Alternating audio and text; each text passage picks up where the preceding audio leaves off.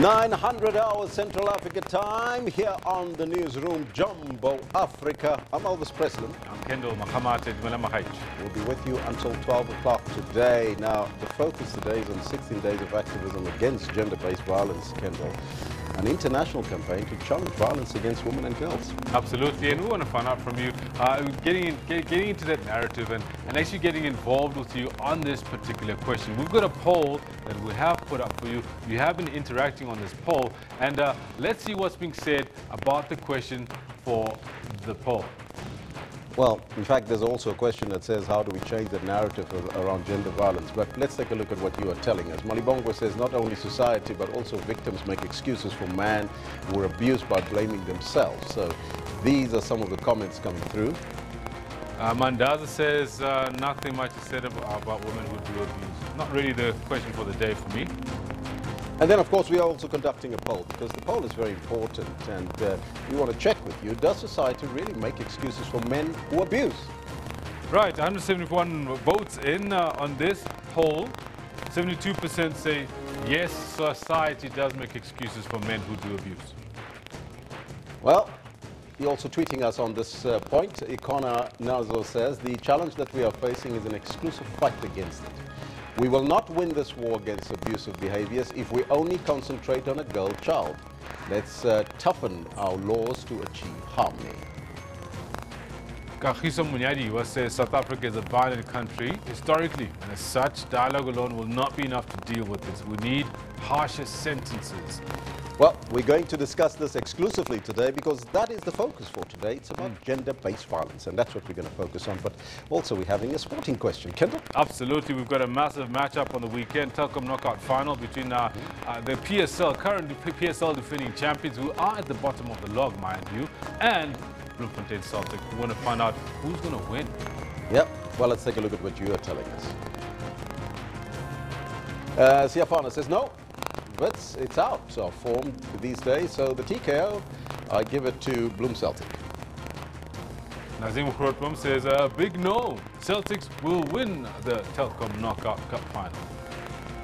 Keep them coming, we'll read them as we continue, but right now let's get down to business and take a look at your news headlines.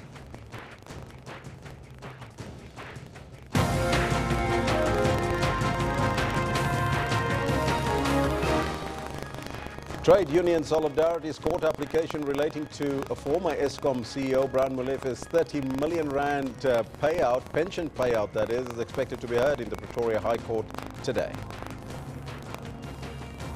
The South African Communist Party is for the first time contesting municipal by-elections in Metsimaholo in the Northern Free State outside the ANC-led alliance. And the ANC in the Free State officially endorses Nkosazana Dlamini Zuma as its preferred candidate to become the party's next president.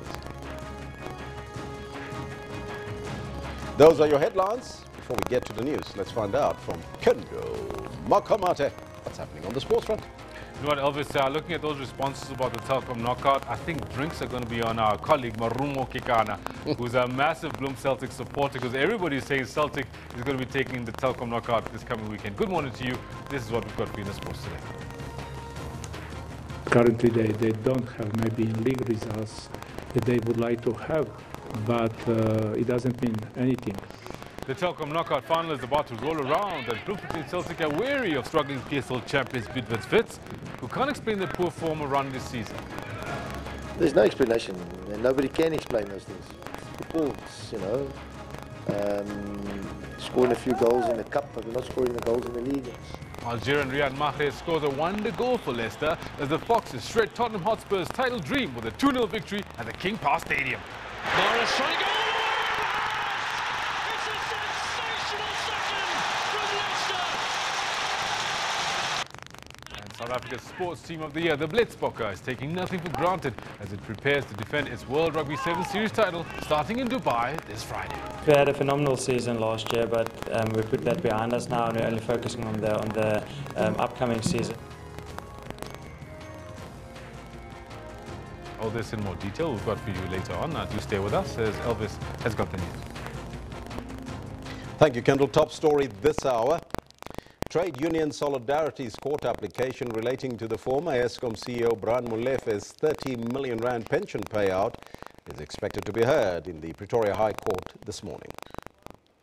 Last week, during the parliamentary inquiry into Eskom and allegations of state capture, Molefe conceded that the power utility had erred in giving him the pension payout. Solidarity says they've approached the court to declare the pension payout unlawful and force Molefe to pay back the money. Now, voting is underway in today's closely watched municipal by-election in Mitsimaholo in the Northern Free State, where the South African Communist Party is standing as a party outside of the ANC-led alliance for the very first time.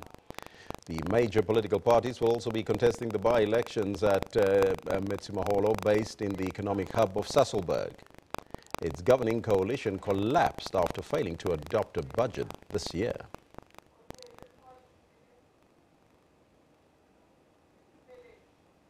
We are ready. All the 59 voting stations at the moment are open, and people are voting. Any challenges anywhere reported? Not at the moment. Those that are reported are not really big problems that can stop voting. They relate to a scanner not working here and there, but we are able to proceed without them at the moment. No, what happened was that nobody has been dismissed. There was just an allegation made by a party against one of our staff members. We investigated, and the problem was indeed human error. We, however, decided to swap the specific presiding officer with somebody else, but nobody has been dismissed. We opened at 7 this morning, and we are closing at 9, but every voter will be in the queue by 9 o'clock will still be allowed to vote, and we'll close the stations once all the voters within the parameters have voted after 9 o'clock. The African National Congress says it takes the state capture allegations seriously. Now, this emerged while the ANC MP Sharon Makubela Mashele was addressing the National Assembly during last night's state capture debate following a request by the Democratic Alliance. President Jacob Zuma earlier said that he will institute an inquiry into the matter, that is, if the former public protector Thuli Madonsela's state of capture report is set aside. House Chair Toku Didiza laid down some ground rules for the debate, allowing it to go ahead. But with the issue of state payments that are being processed to Gupta companies now in a web of fraud, racketeering and money laundering. State capture is a cancerous and festering sore in many areas of this government, but none more so in the entities that fall under the Department of Public Enterprises. We believe that President Zuma, Finance Minister Malusi Kikaba, Mineral Resources Minister Mosebenzi Zwane, and the Gupta brothers must appear before Parliament to answer the mountain of questions relating to the process of state capture. Had this House overseen executive action, had it ensured that the President and his executive accounted to it, then we would not be in the state capture morass that we found ourselves in today. Therefore, we must be ruthless, even if means removing our President. He can't act like an escapist forever. Otherwise, our people will never take this Parliament serious. Meanwhile, the presidency has confirmed that President Jacob Zuma has met with National Assembly Speaker Baleka Mbete, who briefed him on the allegations of interference by the State Security Minister Bongani Bongo in the inquiry by the Public Enterprises Committee on Eskom's affairs. President Zuma is said to be attending to the matter. Abra Barbia, SABC News, Parliament.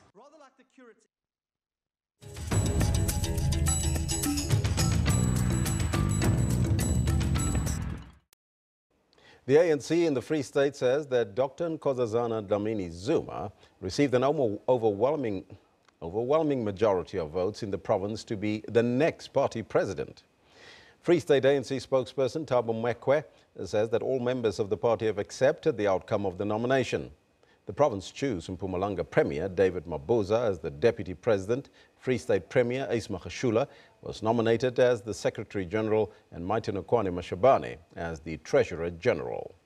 The province wants Jesse Duarte to remain in the position of the Deputy Secretary General while selecting Natim Tetwa as the National Chairperson. In terms of the ANC election agency, the Provincial General Council has overwhelmingly nominated Comrade Nkosazana Zuma as the ANC presidential candidate. This particular PGC has now nominated Isma Khashule, who is the current chairperson of the province, to be the Secretary General of the ANC. Now, what happens in the event that the conference come Friday? Does it mean that he is no longer available to stand as chairperson, for instance? It is the branches of the ANC that ultimately will say, yes, we want him to become the chairperson at the same time that we want him to ascend to the position of the Secretary General.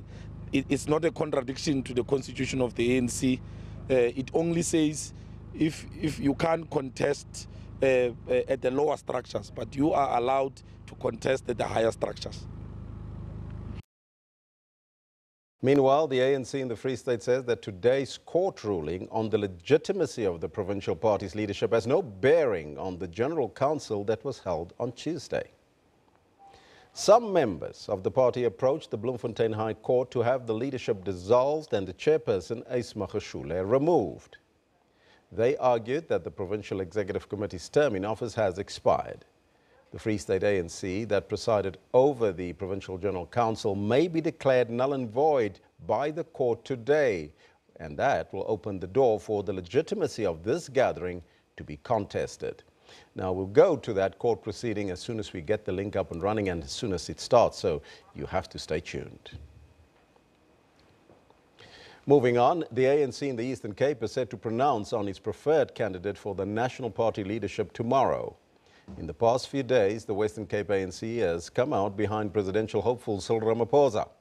The party's Eastern Cape PEC will sit in East London to consolidate the branch nominations that it has received. Now, it will be a busy political day in the Eastern Cape tomorrow, with high tension ahead of two major events. In East London, the naming of the preferred ANC candidate, and in Nelson Mandela Bay, an attempt to unseat the DA and in particularly Mayor Athol Trollip in a motion of no confidence. The ANC and the opposition parties have both called media briefings on their position on the non-confidence matter for today. Tension is expected to run high at these meetings.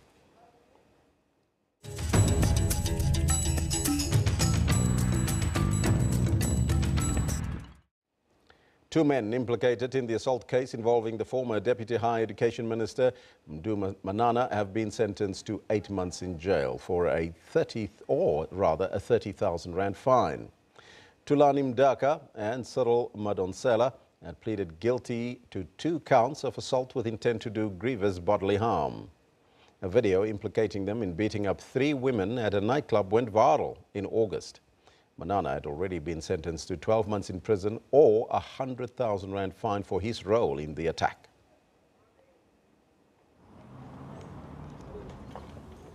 Mdaka and Madonsela have to do 300 hours of community service and attend 6 hours of behavioral management programs. The court also declared them unfit to possess firearms. The presiding magistrate ruled that while violence against women and children in South Africa was prevalent, the court did not need to show anger towards the two. After sentencing, they refused to comment on what happened on the evening of the assault. As the country marks 16 days of no violence against women and children, activists have slammed the sentence as shockingly lenient.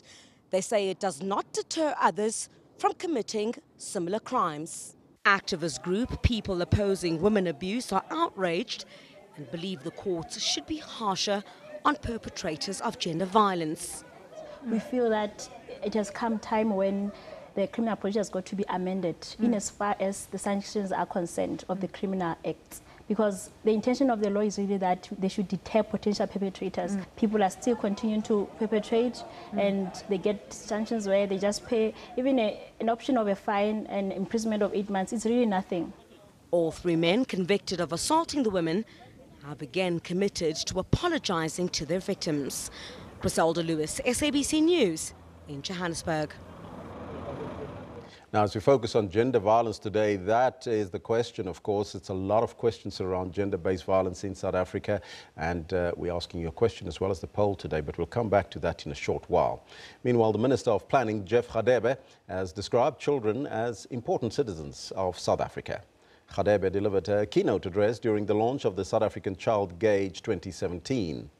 The annual report released by the UCT's Children Institute and UNICEF showed that the majority of children in this country remain marginalized and exposed to high levels of violence.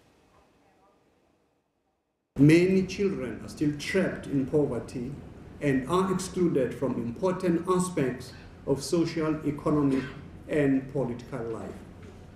Compounding this problem is that 21% of our children do not live with their parents. Poverty is higher for 40% of children growing up without their fathers. Through measures such as the Child Support Grant, have been successful in reducing the proportion of children living below the food poverty line from 60% to 30%. We are saying that if you want to increase human capital to reduce unemployment, poverty and inequality, you need to start by investing in children. And that's from the moment they are conceived right through their early childhood and into adolescence.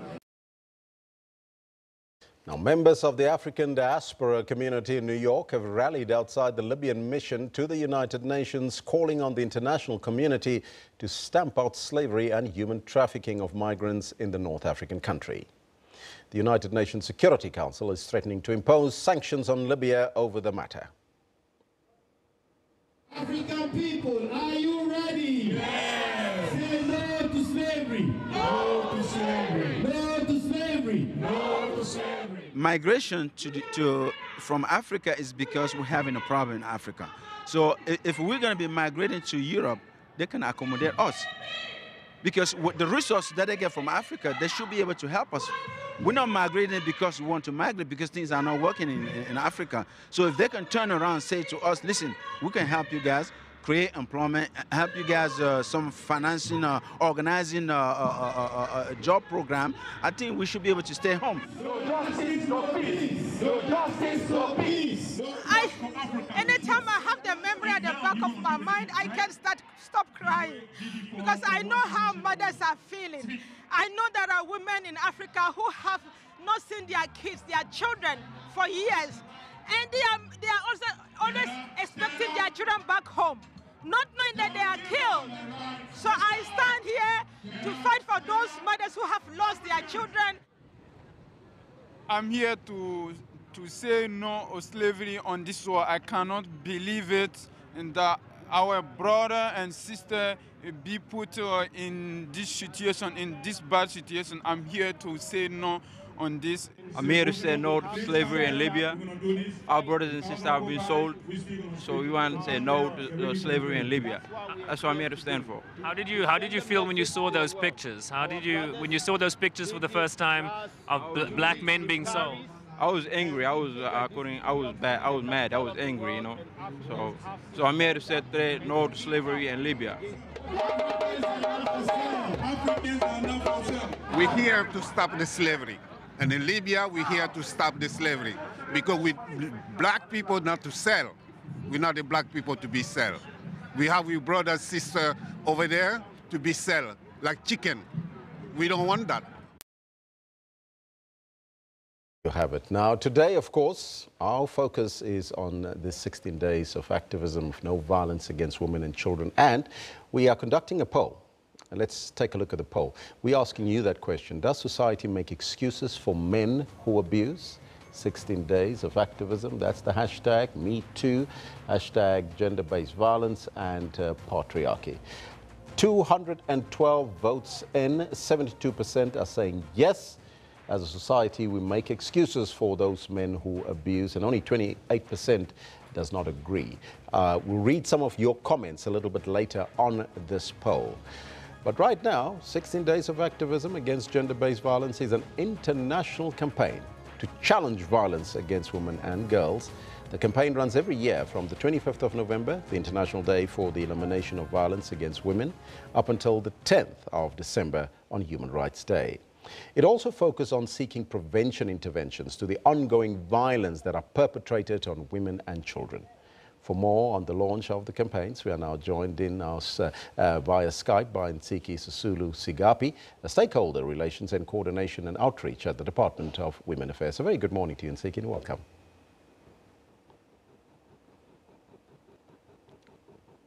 Nsiki, can you hear me?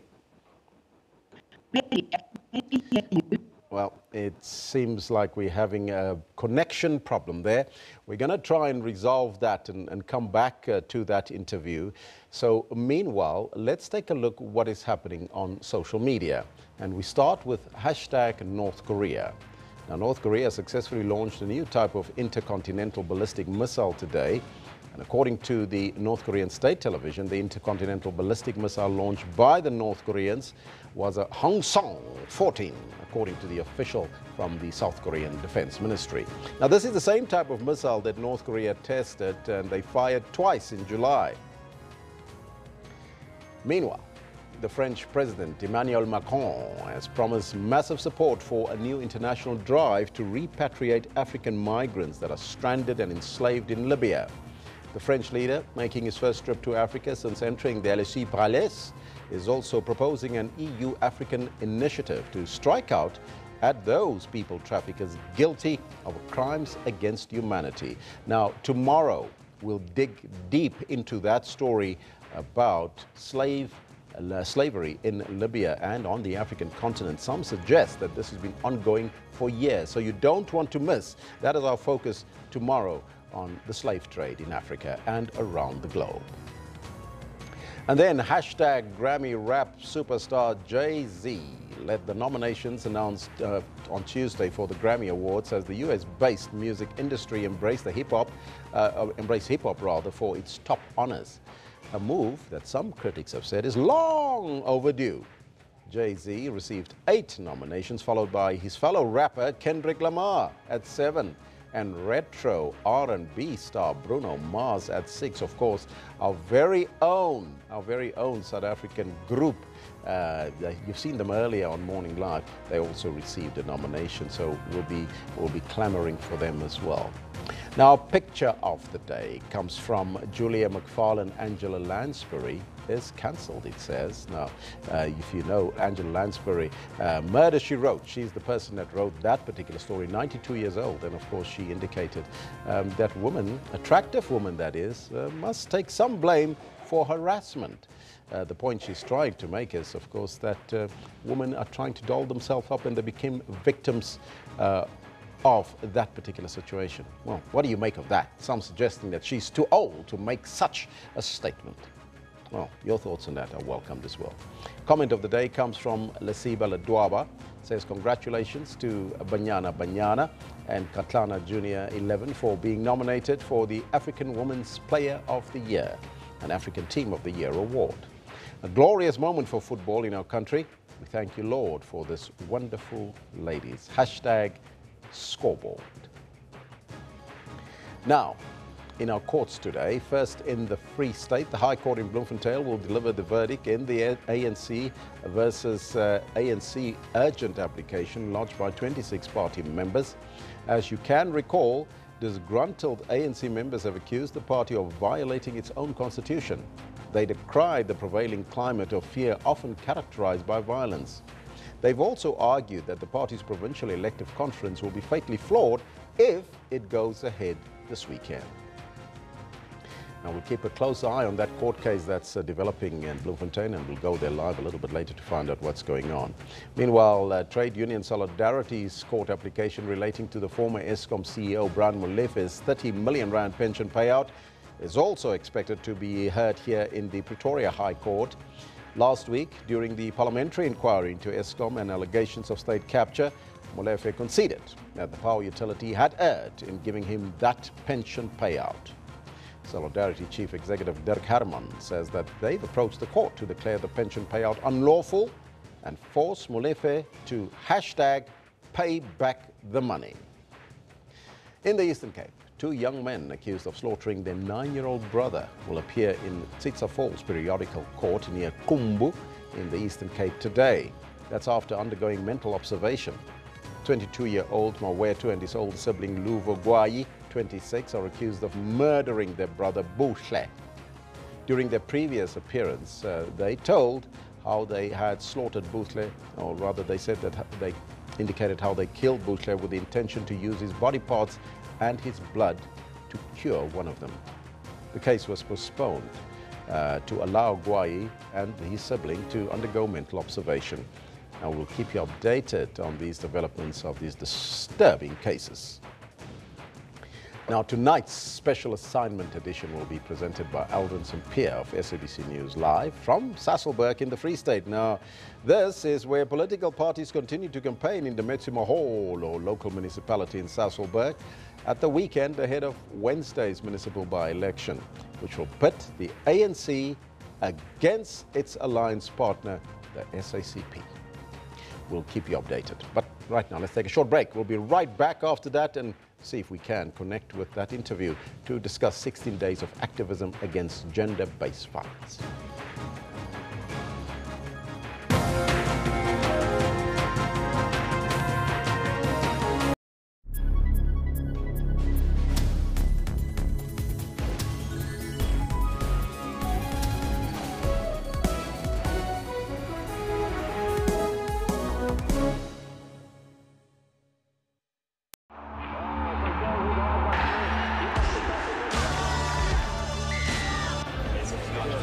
Could I get an alcohol-free beer, please?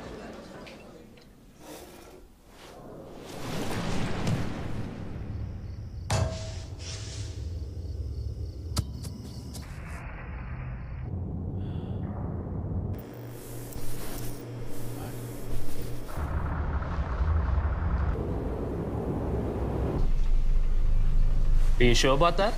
Yeah, but make it a castle-free.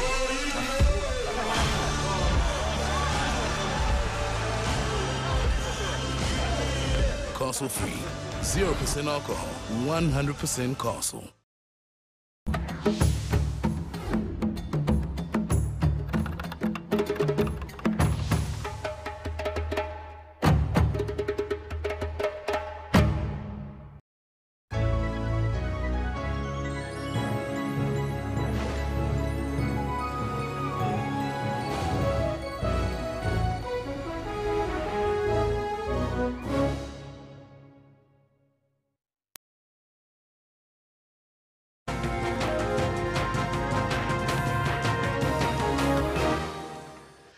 Now, 16 days of activism against gender-based violence is an international campaign to challenge violence against women and girls. The campaign runs every year from the 25th of November, the International Day for the Elimination of Violence Against Women, to the 10th of December, Human Rights Day, that is. It also focuses on seeking the prevention interventions to the ongoing violence that are perpetrated on women and children. For more on this and the launch of the campaign, we joined on the line via Skype, that is, by Nsiki Sisulu Sigapi, Stakeholder Relations and Coordination and Outreach at the Department of Women Affairs. A very good morning to you and welcome. Now, the theme for this year's, the 2017 campaign is Count Me In, Together Moving a Non-Violent South Africa Forward. Tell us more about this campaign and how did the launch of the 16 Days of Activism Against Gender-Based Violence go? Thank you very much, Elvis, for the question. It is indeed the theme, Count Me In, which means that everybody is actually an active part, or should be an active part, towards the prevention of violence against women and children in the country, both in the homes, in the schools, and in communities at large, in all the spaces in which violence happens. It's a campaign that has been running for the past 3 years in terms of this theme of Count Me In, because we understand that as government alone, we cannot be able to actually prevent violence, but also respond to it in a manner that is adequate, because it happens in intimate, closed spaces, and therefore we need everybody in their respective spaces to be counting it towards violence against women. Now, Ms. Sisulu Sigapi, this year marks the 19th anniversary of the 16 Days of Activism for No Violence Against Women and Children here in South Africa. But are these campaigns effective and are they working? What we do know is that awareness continues to be one of the ways in which people can, one, know their rights, two, be empowered to actually have the information and begin to report cases. Yes, what people have had to do over time is that we're saying there's an increase in reporting, and that is not really linked to whether a campaign has happened, therefore there's an increase in reporting, or whether awareness has happened, therefore there's an increase in reporting. It therefore becomes important that as a Department of Women, when we have embarked on the dialogues, the national dialogues, which we want to give effect to 365 days of no violence against women and children, it's precisely for that reason, to ensure that we begin to understand the lived experiences of women and children in their communities. And then, of course, next year, when we get to 20 years of the campaign, we would want, as government, to have an evaluation of the program and how it's run and what the impact has been. So impact in itself is long-term and would obviously have to be measured over time. And so come next year, when we have the 20th anniversary, we are looking as a department to see how best we can look at the whole issue of violence against women and children in the country, of course, looking as well as the campaign itself of whether it has been effective in the country. So research has to be undertaken to find that out. But don't we need more sustainable campaigns then that won't just die down after a mere 16 days? Absolutely, and that's why we actually welcomed through Minister Shabangu the partnerships with men, especially hashtag not in my name, hashtag no excuses, and of course all of those partners that we work with help to ensure the sustainability of the campaigns, not only by government, but by civil society as well. We also have campaigns of hashtag 365 days, where we're working, for example, with the Department of Transport as we go into the festive season. So these campaigns, all of them are a collective effort by civil society and government. And of course, we need the private sector to come on board as well to make sure that we're putting our efforts towards a South Africa that is truly non-violent together. Now, with 2017 also being the year of the late former ANC President Oliver Reginald Tambo, the sub-theme for the campaign was O.R. Tambo and the emancipation of women. How does this fit in? And tell us more about Tambo's belief of the emancipation of women. A visionary of note, a man who saw far beyond his years of where we are today. We would actually have not been able to get to the point of advocating for, one, empowerment of women in particular, but also towards a gender equal society. And Tambo saw that it is in the emancipation of women and leading with women side by side with men that we would actually get to a point where South Africa can be said to be a non-sexist and a South Africa that is gender equal.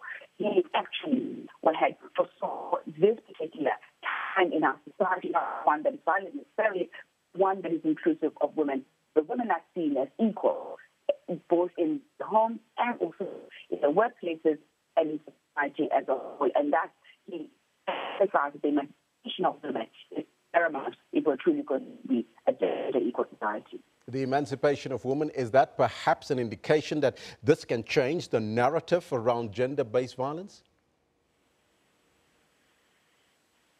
The narrative around gender-based violence, yes, it is in the emancipation of women, but it's also in the behavior change and what religion, culture, society as a whole teaches in terms of patriarchy and the role of men. Women can be emancipated, but to the extent to which men are actually advocating for no violence against women, for the emancipation of women, for the empowerment of women as well, and actually making space so that we arrive at that. It's not about a displacement of one over the other, but because violence is often perpetrated by men against women to a very large extent, yes, we note that there are men who are also saying they've been abused, but there's far larger number of women who suffer daily at the hands of men. And the emancipation of women in itself is not enough. It's important that men also advocate for the emancipation, the empowerment of women, and make sure that there is indeed a 50-50 sharing of power space in all the spheres of our lives. Now, beyond the campaigns, what is the department doing to fight violence against women and children? And is there a sense that society perhaps make excuses for men who abuse? I don't know if society is making the excuses. For example, if you take a woman who is dependent on a man who is abusing them, often they will say, And part of why we have national dialogues on no violence against women and children in the country has been to Limpopo, Northern Cape, Mpumalanga, and now in the Eastern Cape, is to determine exactly that. What are the lived experiences? What are the root causes? And why is it that you find that women withdraw cases? What we do so far, however, is women are withdrawing because they're dependent on men at many levels. So it's not that they're making excuses for men, but indeed they are withdrawing cases and not continuing or not even pressing charges because their circumstances will be changed fundamentally, including those of their children. However, they do that at the risk of actually losing their lives. It's important also to note that how we as society choose to teach our children in the home, what we model in the home, what we say in the churches, and that's why it's absolutely critical that all faith-based organizations are brought on board to work with government. It's because people go to these institutions voluntarily. So the message that they convey and they teach that people believe in is absolutely important, and that's why we need them to actually be advocating for no violence against women and children rather than supremacy of men or patriarchy, if you will, that then perpetuates issues of violence against women. So it's a collective effort from society and government to make this go away? It is absolutely a collective effort. Remember, for example, SAPS is only called in as respondents, right? And so government cannot be in the homes of every individual, and the only time government is really alerted to this is when something has happened. If you look at the research done around taxi violence and how women are often called on or harassed on a daily basis around the taxis, it's working with the taxi industry, the taxi drivers themselves, just so that there's an awareness that this is actually not okay. It's such a behavioral practice that has become somewhat of a norm that it's seen as okay. But we're saying it's important that all industries are okay, including taverns, where people are there drinking, and the comments they make to women harassment, yes. And owners and patrons need to be aware. And Nsiki, thank you so much for your time and joining us via Skype. Nsiki Sisulu Singapi, she is the Stakeholder Relations and Coordination and Outreach at the Department of Women Affairs. Thank you so much for joining us. Now, the line was getting very bad at the end there, but we continue this discussion because the hashtag Not Our Leaders campaign was launched by the Women and Democracy Initiative, Lawyers for Human Rights, the Dullah Omar Institute at the University of the Western Cape, and gender violence specialists during the 16 days of activism to end violence against women. Now, from the 25th of November annually, we mark the start of the 16 days of activism to end violence against women. South Africa's political parties, though, talk a big game about tackling gender-based violence, but are far less keen to act decisively against their own members accused of such crimes. We'll come back to that story in a short while and we'll interview Lisa Vetten sitting with me in studio. But right now, let me first quickly remind you of our question of the day, which relates to this topic. Let's take a quick look at the question and also some tweets that you're sending through to us. How do we change the narrative around gender-based violence in this country? Let's take a look at what you are telling me on the hashtag there, of course, or on the timeline at SABC Newsroom. This one coming from Jennifer Rundle says, raise your sons to respect their mother. Fathers, to show their sons that he respects and treats his mother lovingly. The lesson starts at home, says Jennifer Rundle. Keith says, by detaching the stigma that abuse is one-sided and by men, this message gets lost in the transmission. Hashtag 16 days 2017, abuse, hashtag 16 days of activism 2017. Now, we're also conducting a poll, and of course we would like to take a look at those numbers and where it stands right now before we actually take a break. So we're asking the question on the poll, does society make excuses for men who abuse? So we have 229 votes in, 22 hours left for you to vote. 71% of people in South Africa and on the continent of Africa are suggesting that we as a society, we make excuses for men who abuse. It's a very disturbing trend. 29% are saying no. So now, let's go back to this new campaign who is challenging men to prove and politicians, of course, to prove their commitment to the issue by rooting out political leaders that are accused of the acts of sexual assault.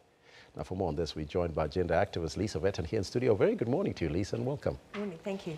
Now, activists led by government emphasize the importance of taking action and to end gender-based violence. But the question really is, do they really care?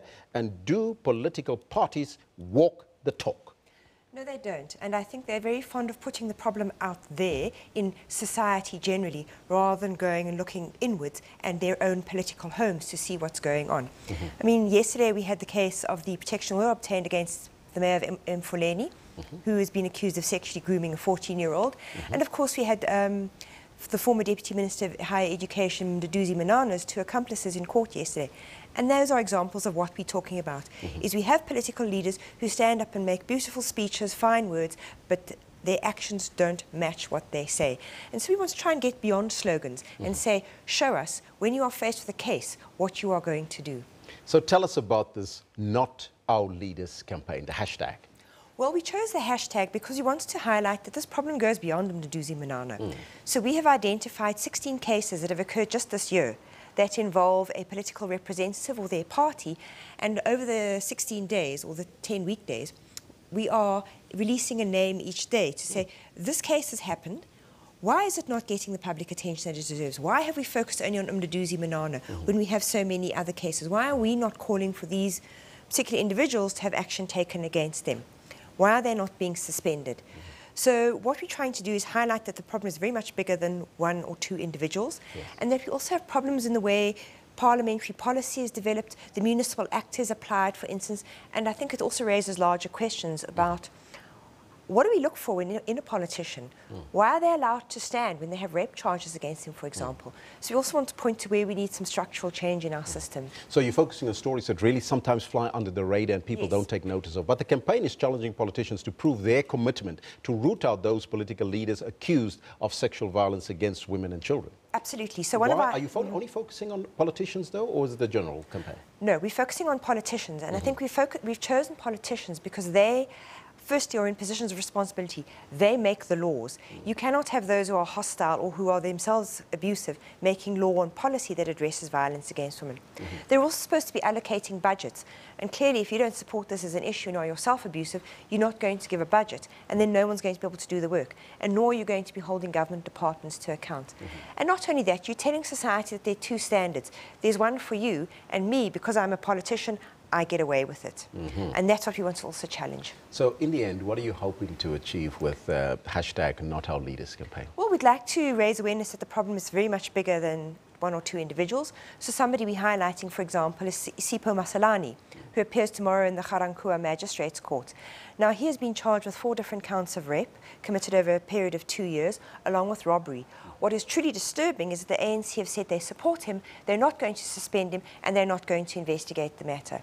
So we want to know why you're doing that when you've just suspended Mayor Simon Mofokeng and where you forced Mduduzi Manana to resign. There's a hypocrisy here that really does need to be addressed.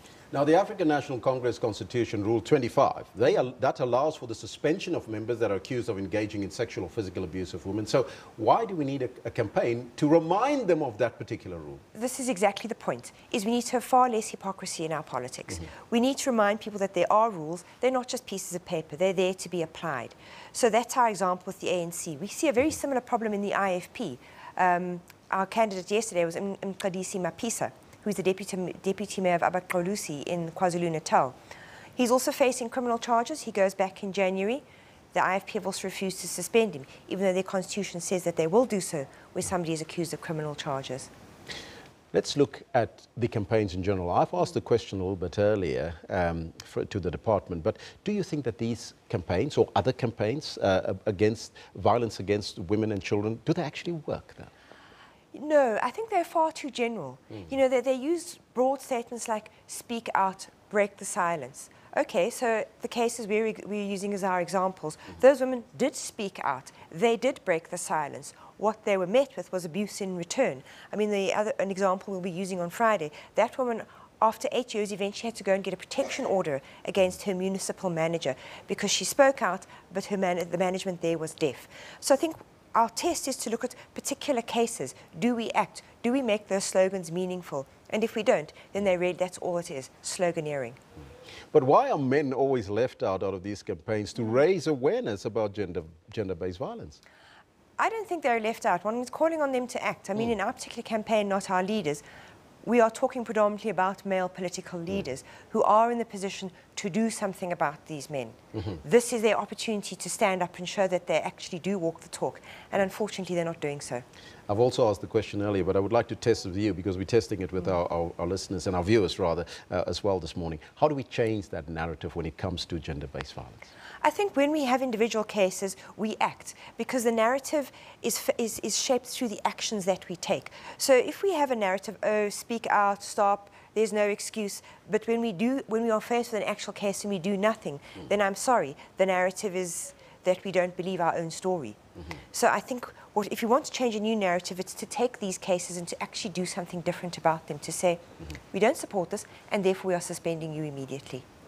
The Department of Women Affairs says that it is a collective effort, though, with society as well as government to make a difference. Do you concur with her?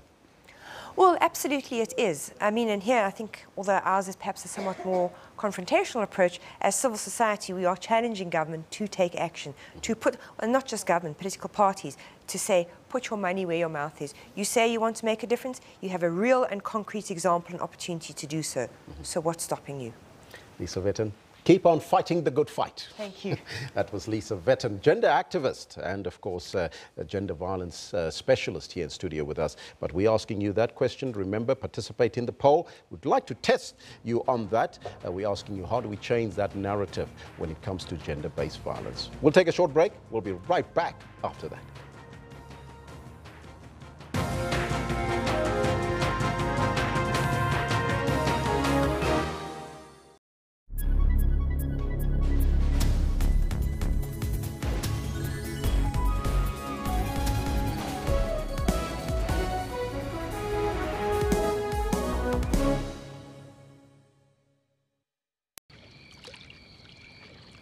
Marco. Follow.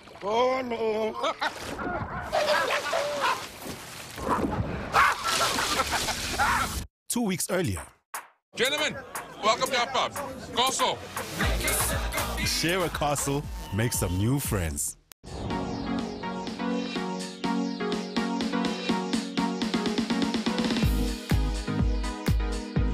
I feel it's a real person. And it's nutritious and delicious. It's good. I really like it.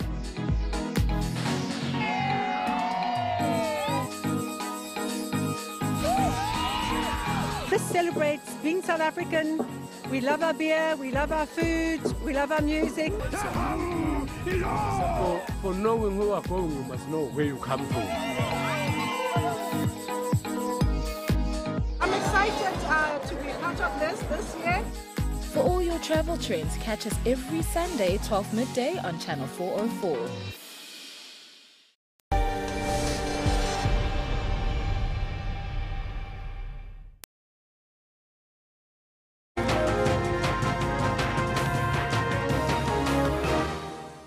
Gender-based violence, that's our topic and our focus this morning. International aid organization Oxfam marched to police stations in the country to demand an end to gender-based violence.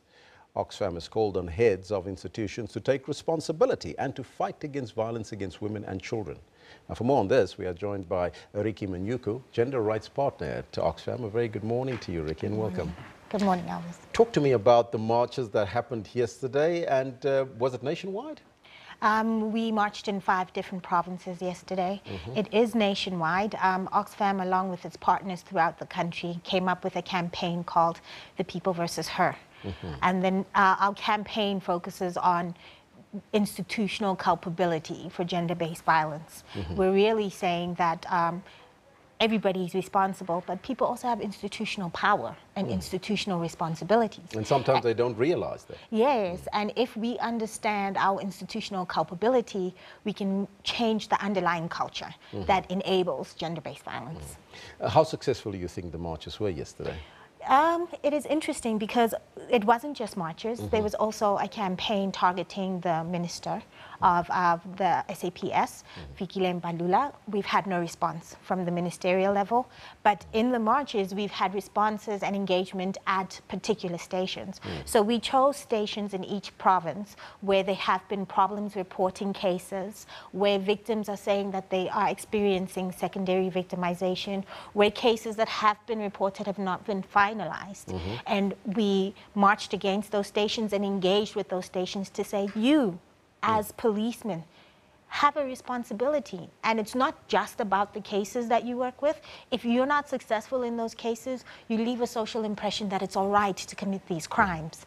So I was in the Force Lawrence March yesterday, and it was successful. The station commander came out and received and signed the memorandum and made some commitments to work differently at that station. So that is very successful. Now, the people versus her. Is this a name and shame campaign? No, it's not a name and shame campaign. It's a campaign that's focused on getting each and every one of us to think about how we're contributing to gender-based violence, to think about how we institutionally contribute as well. So if you're a person who has institutional power, like Minister Fikile Mbalula, what role are you playing within that institution to perpetuate violence? How are you getting that institution to wield its power in such a way that you discourage violence? We heard earlier from the Department of Women Affairs that they said it's a collective effort normally between society and government. Is that your take on it as well? And do you concur with that statement? I wouldn't call it a collective effort because that suggests that everybody's working together. Yes. I think it's an effort that applies across society. So everybody's got to do their role, but we have to be clear. Certain institutions have particular constitutional responsibility. Certain institutions like churches have a moral responsibility. When you say it's collective, it's kind of flattening the responsibility, and it's not.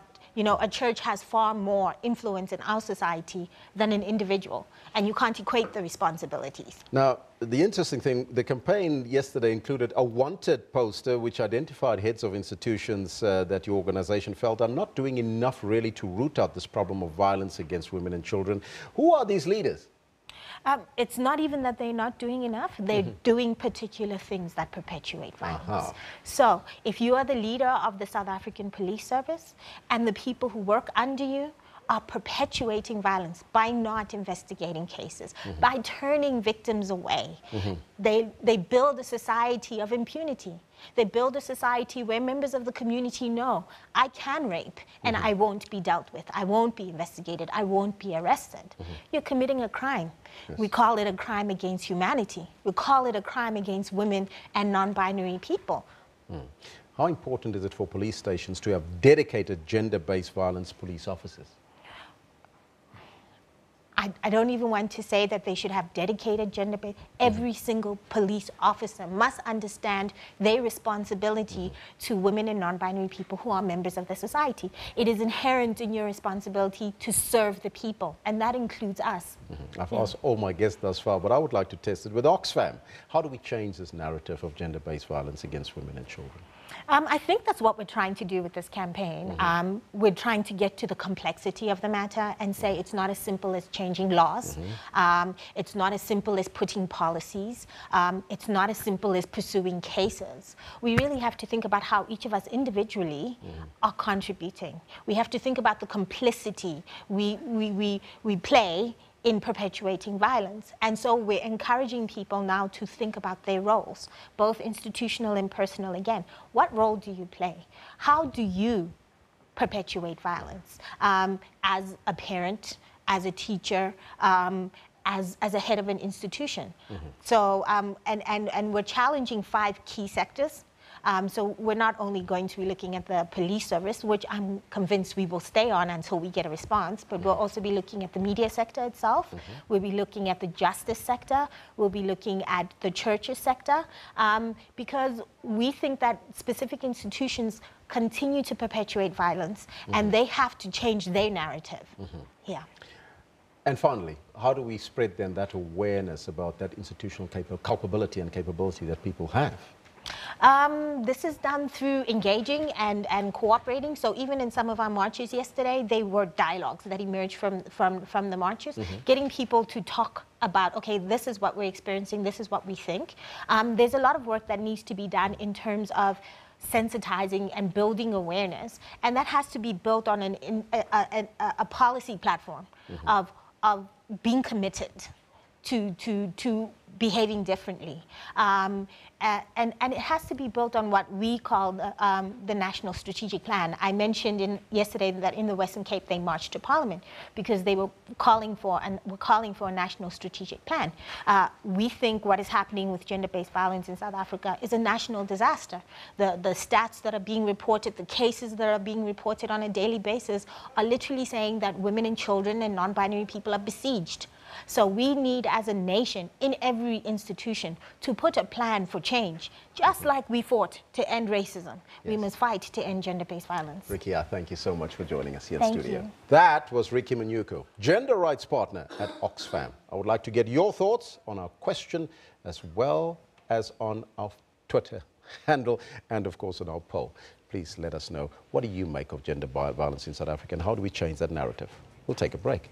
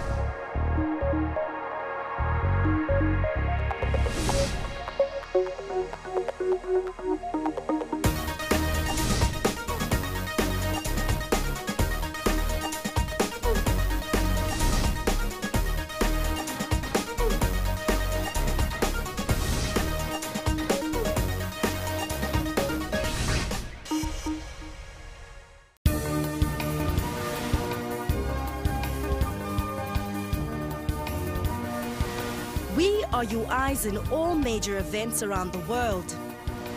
A wonder not seen in the United States in almost 100 years.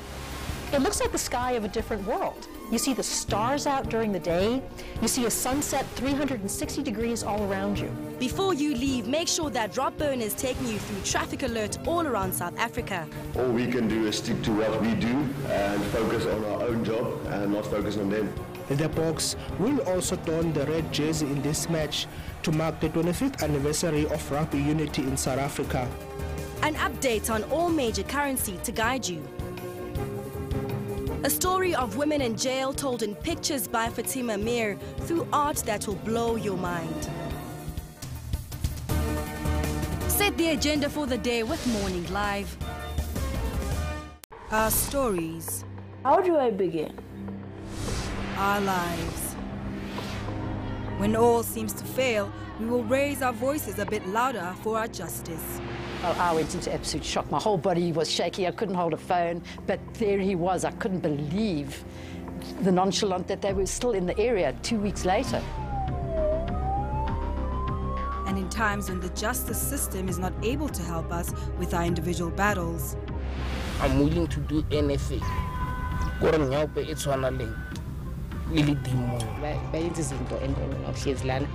are you doing? Nothing. Feeling sorry for yourself? No, it's not an option. These are our stories on Cutting Edge Channel 404.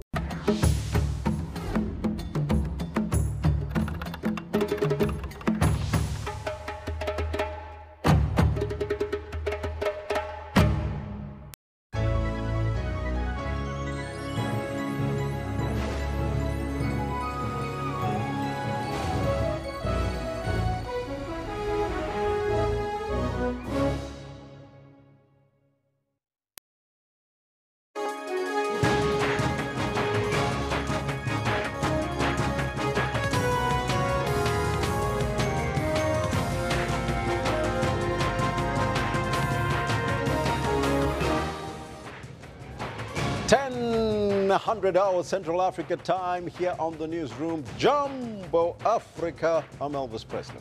Good morning, I'm Kendall Makhamadi. We'll be with you until 12 o'clock. Today, the focus is on 16 days of activism against gender-based violence. It's an international campaign to challenge violence against women and girls. Now, it runs every year, Kendall. 100% runs every year, and just Elvis has had some very interesting conversations in the last hour. If you missed them, make sure you catch up with them on YouTube. And we've got a few questions that we've got for you to see if you can get involved in the conversation. Let's take a look at our poll today, first and foremost, Kendall. Let's start off there with the poll and see, what is the poll? We're asking you, does society make excuses for men who abuse? Interesting, Elvis. More than 2/3 say yes. Of the 237 votes we've got and say yes, society does make excuses for men who abuse. Yeah, and you're also tweeting us on this particular one. Ambitious says mostly the society more often tend to hide the perpetrators because most of the time they're the breadwinners at home. Zwandile says let's focus on abuse as abuse, not based on certain gender, and condemns it total within all our societies. We need to condemn it, teach and guide men to report as well. Really? Well, we're not going to delve into that one, but Ken was not very happy about that comment. But we're also asking you the question, though, how do we then change this narrative around gender-based violence? How do we change the narrative? And I think the thing is, we need to, personally, I think we need to be doing what we're doing. Yes. Let's talk about it. Let's have it all out. Whether I agree with what you write or not, it's not the point. It's not about me. It's about you. So how do we change the narrative? Let's take a look at what you're telling us. Ambitious again says, stop hiding the perpetrator, expose them. Yes, I know it's not about me. I agree with you, Ambitious. Mzondile says, Mzondile again, if men and women can understand what's gender, that will help them know and refrain from associating abuse with certain classes of people. I don't understand this one. But Mzondile, if you can maybe just tweet us again to tell us exactly what you mean with that. But keep them coming. We'll read them as we continue. But we're also focusing on sports. Yes, we are. Telkom knockout, eh? Yeah, something a lot more pleasant than what we've been talking about. We've got Wits up against Bloemfontein Celtic. Wits at bottom of the log, current defending champions of the PSL. Can they turn it around, or will Siwelele make them cry some more? Well, let's see if the students can turn that one around. They can learn a lesson or two. Molly Bongwe says, with the experienced players they have, Wits will win. Celtics does not stand a chance to win against Wits. The final is something else. There's a die-hard fan there.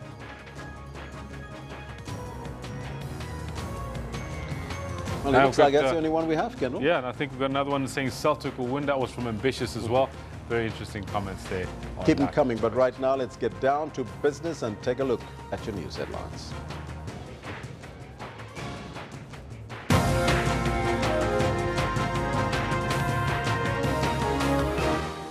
Trade Union Solidarity's court application relating to the former Eskom CEO Brian Molefe's 30 million rand pension payout is expected to be heard in the Pretoria High Court today. The SACP is for the first time contesting municipal by-elections in Metsimaholo in the Northern Free State. Outside of the ANC-led alliance, they're going head or toe-to-toe with them. And the ANC in the Free State officially endorses Nkosazana Dlamini Zuma as its preferred candidate to become the party's next president. Those are your headlines, but before we get there, let's find out from Kendall what's happening in the knockout final. Well, we all know that Marumo is potentially going to be a very happy man come this weekend. Yeah, it's going to turn into a happy fan coming this weekend, but maybe he'll be crying. We don't know. We'll see what happens. Well, I think you and I should get our menu together and make sure that he's got it before Siwelele wins, if that's how it goes. Yes. Good morning to you. This is what I've got for you in the sports today.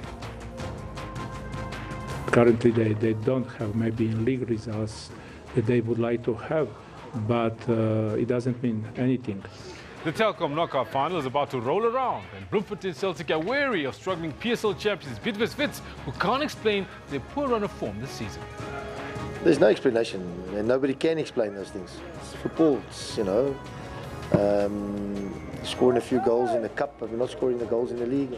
And Algerian Riyad Mahrez scores a wonder goal for Leicester as the Foxes shred Tottenham Hotspur's title dream with a 2-0 victory at the King Power Stadium. Morris trying to go.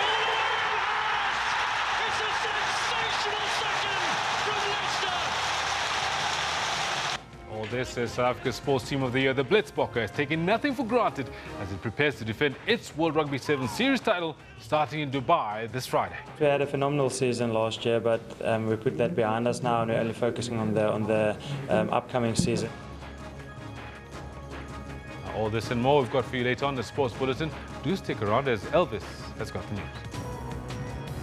Thank you, Kendall. Top story this hour. The trade union Solidarity's court application relating to former Eskom CEO Brian Molefe's 30 million rand pension payout is expected to be heard in the Pretoria High Court this morning. Last week, during the parliamentary inquiry into Eskom and allegations of state capture, Molefe conceded that the power utility had erred in giving him the pension payout. Solidarity says they've approached the court to declare the pension payout unlawful and force Molefe to pay back the money. Now, voting is underway in today's closely watched municipal by-election at Metsimaholo in the Northern Free State, where the SACP is standing as a party outside of the ANC-led alliance for the very first time. Major political parties will also be contesting the by-elections at Metsimaholo, based in the economic hub of Sasolburg. Its governing coalition collapsed after failing to adopt a budget this year. We are ready. All the 59 voting stations at the moment are open and people are voting. Any challenges anywhere reported? Not at the moment. Those that are reported are not really big problems that can stop voting. They relate to a scanner not working here and there, but we are able to proceed without them at the moment. No, what happened was that nobody has been dismissed. There was just an allegation made by a party against one of our staff members. We investigated and the problem was indeed human error. We, however, decided to swap the specific presiding officer with somebody else, but nobody has been dismissed. We opened at 7 this morning and we are closing at 9, but every voter will be in the queue by 9 o'clock will still be allowed to vote, and we'll close the stations once all the voters within the parameters have voted after 9 o'clock. Now, we're going to see if we can connect with one of our reporters to give us the latest from there. But the ANC says it takes the state capture allegations seriously. Now, this emerged while the ANC MP Sharon Makubela Mashele was addressing the National Assembly during last night's state capture debate following a request by the Democratic Alliance. President Jacob Zuma earlier said that he will institute an inquiry into the matter if the former public protector Thuli Madonsela's state of capture report is set aside. House Chair Toku Didiza laid down some ground rules for the debate, allowing it to go ahead. But with the issue of state capture being a controversial topic, this debate was bound to be rocky and was riddled with many points of order. The tentacles of influence, subversion and deceit, extending from Saxonwold through the union buildings, into government departments, through them into our state-owned enterprises, and deeper still into our provincial and local governments. The allegations that certain families or companies have become too influential in the decisions of state-owned enterprises should be investigated and brought to account through legal and legitimate actions. While we sit here and debate the sketch of state capture, there are payments that are being processed to Gupta companies now in a web of fraud, racketeering and money laundering. State capture is a cancerous and festering sore in many areas of this government, but none more so in the entities that fall under the Department of Public Enterprises. We believe that President Zuma, Finance Minister Malusi Kikaba, Mineral Resources Minister Mosebenzi Zwane, and the Gupta brothers must appear before Parliament to answer the mountain of questions relating to the process of state capture. Had this House overseen executive action, had it ensured that the President and his executive accounted to it, then we would not be in the state capture morass that we found ourselves in today. Therefore, we must be ruthless, even if means removing our president. He can't act like an escapist forever. Otherwise, our people will never take this parliament serious. Meanwhile, the presidency has confirmed that President Jacob Zuma has met with National Assembly Speaker Baleka Mbete, who briefed him on the allegations of interference by the State Security Minister Bongani Bongo in the inquiry by the Public Enterprises Committee on Eskom's affairs. President Zuma is said to be attending to the matter. Abra Barbia, SABC News, Parliament.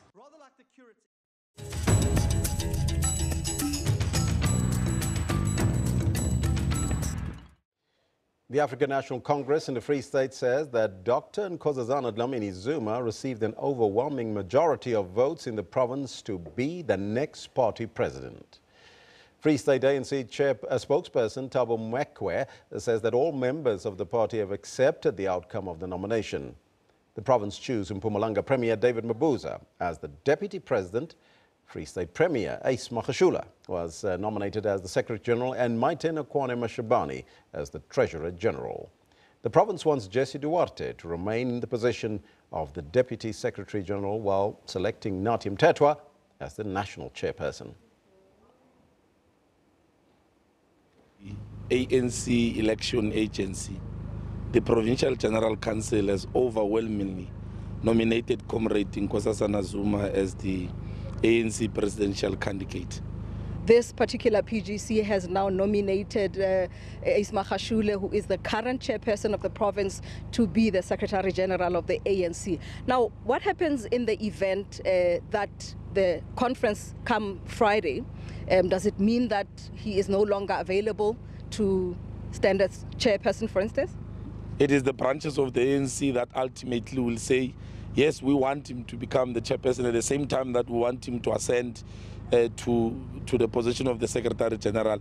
It's not a contradiction to the constitution of the ANC. It only says if you can't contest at the lower structures, but you are allowed to contest at the higher structures. We got to leave it for now. Meanwhile, the High Court in Bloemfontein is expected to rule on the urgent application lodged by 26 disgruntled Free State ANC party members. But right now, Brian Molefe is in court around that pension payout. Let's go there live. We don't seek specific relief in relation to the decision of the board to approve Mr. Molefe's application for early retirement. That is specifically sought by Solidarity. That's not considered necessary for purposes of the DA application. But we do need to make submissions as to what in fact happened and what the effect is of what occurred in November 2016 when Mr. Molefe departed from Eskom. Now, essentially, as we understand it, the argument for Mr. Molefe is that there was an early retirement agreement which they concede was unlawful because he didn't qualify for early retirement. There have been various bases for that, whether he'd reached because he didn't reach the minimum age of 55, or Solidarity also argues, well, he wasn't eligible to be a member of the fund at all because he was defined as a temporary employee. But be that as it may, it seems to be common cause that the early retirement agreement is in fact unlawful and unenforceable. What the argument the heads for our learned friends for Mr. Molefe seem to be saying is this, that as far as the events of November and December 2016 are concerned, the early retirement agreement falls away because it was unlawful. And so therefore, Mr. Molefe remained an employee of Eskom, its Group Chief Executive. And so that's the simple answer to his issues. He never ceased to be CEO of Eskom, and he can return to Eskom physically to resume duties. Of course, Part A relief in this matter was granted on an urgent basis by agreement in terms of which Mr. Molefe undertook not to return to work, pending the outcome of this application. My Lords, my Lady, in relation to what happened in November 2016, what we submit is this. The issue does not end with a consideration of the fact that the early retirement agreement is, so it's common cause, invalid. What we submit is that you cannot conflate the early retirement agreement with what we submit clearly on the facts and in terms of the law constituted resignation. Now, you'll have seen that we've submitted a joint common cause chronology, and you will see from that, my lords, my lady, the sequence in which it occurred. Time doesn't permit to go into all of the detail. As you indicated in chambers, we must be focused in our argument, and you've had the chance to read the papers thoroughly. What we do submit crucially is this, that on the 11th of November 2016, there was an announcement.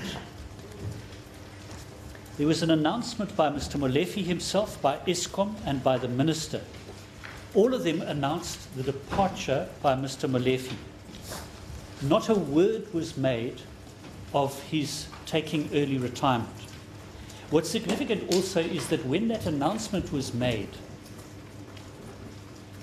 there was an application for early retirement that had just that very day been submitted to Eskom for early retirement.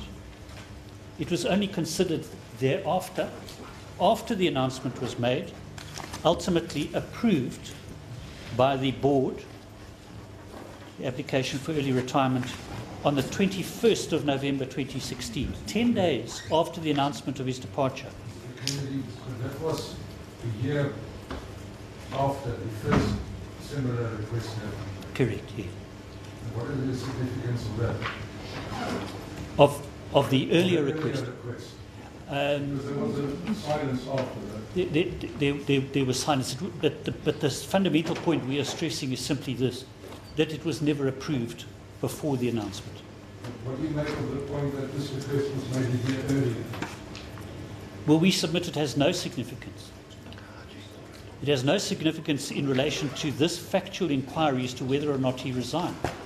Because whatever request he may have made, it was not approved until the 21st of November 2016. The fact that it was made, does that have any significance? No, with respect it doesn't, because he announced to the nation, as did the board of Eskom, as did the minister, that he was stepping down. No mention whatsoever of early retirement.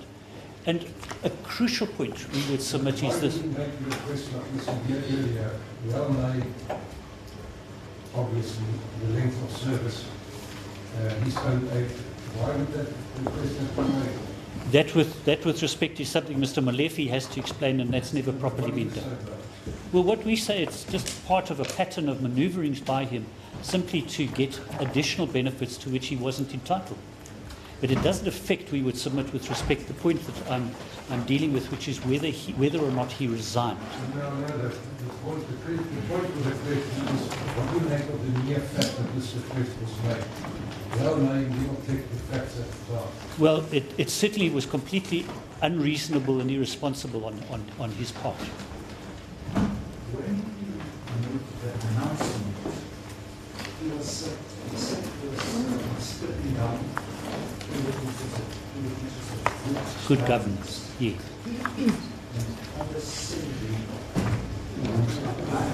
Yes. Yes. Where the salary that he was receiving, he stood to gain 30 million. Was that in the interest? What is the? Was that in the interest of good governance? To step down. To step down. To step down, it certainly was in the interests of good governance. To step down with 30 million is certainly not. And with respect, the sad and disturbing part of the case is that his stated reason for stepping down is, if one views it in isolation and if one assumes that it was in good faith, it was commendable. It was announced on the 11th. That was a mere week and a bit, 9 days after the public protector had released her state of capture report. And that is precisely the reason why that he gave for stepping aside. He says, I'm not guilty of any of the allegations that have been made against me. Public protector wants a commission to be appointed to investigate. I welcome that opportunity to clear my name. In the meantime, it is not in the interests of good governance that I continue, which is absolutely spot on. The problem, though, is that he doesn't announce that, by the way, I'm actually going to try and get on top of my departure, a handsome payment of 30 million, somebody who'd been working for approximately 15 months, and where he clearly wasn't entitled to it. But what is also disturbing, and we're certainly not here to speak on behalf of the minister, but what is particularly disturbing is that he didn't disclose to the minister when he was departing that that he was seeking an early retirement benefit. He certainly didn't announce to her or to the nation or to the board that I'm departing on the basis that I'm taking early retirement. It was in fact all done under the radar, even as far as the ministry is concerned. And what is particularly important is at the minister's home. Yes, there were meetings at the minister's home. Yes. Nothing was said about this early retirement. Correct. And one has to wonder why. And one has to wonder whether, in fact, this application for benefits to which he wasn't entitled was simply this little error. It's inconceivable that Mr. Molefe, Group Chief Executive, having to handle billions of rands of public money in dealing with his own departure, says to the world, I'm doing it for the right reason. I'm stepping down because there's a cloud over my head. Until that cloud is lifted through a proper investigation and I'm given a chance to clear my name, I should step aside. That's what he told the minister, that's what he told the nation.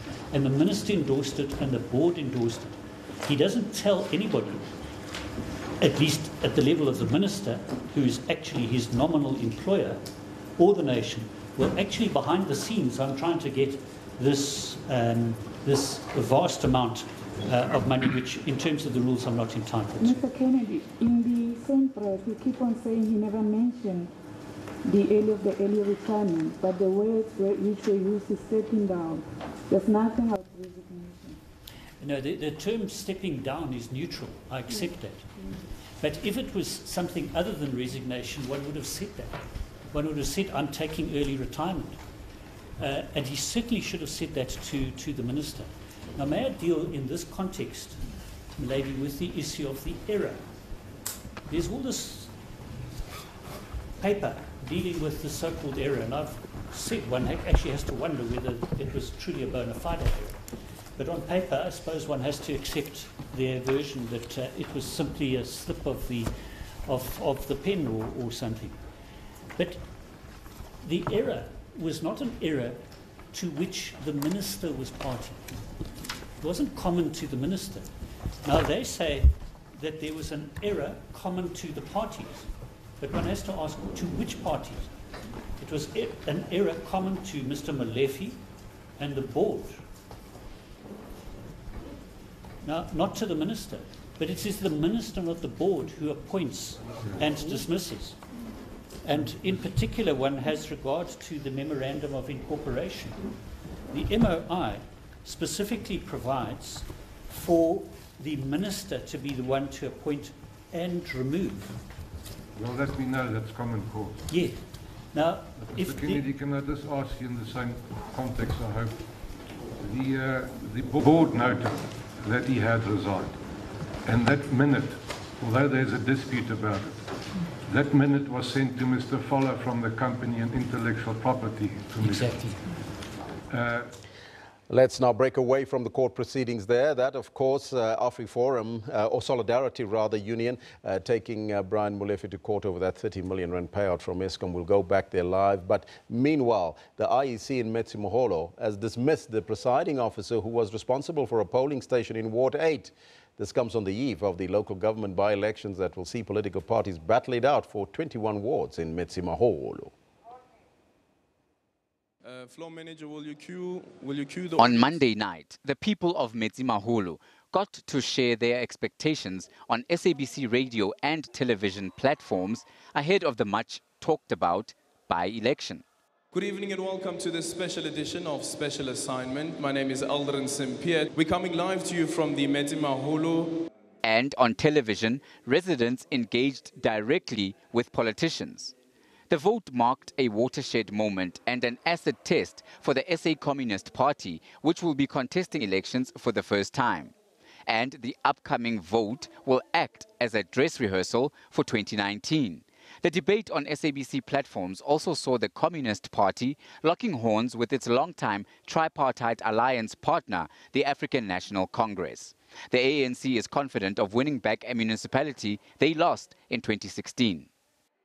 Indeed, we are going to come back into this municipality. We are very excited and confident because we have engaged masses of our people and they said they are going to bring back the ANC. So the victory is certain.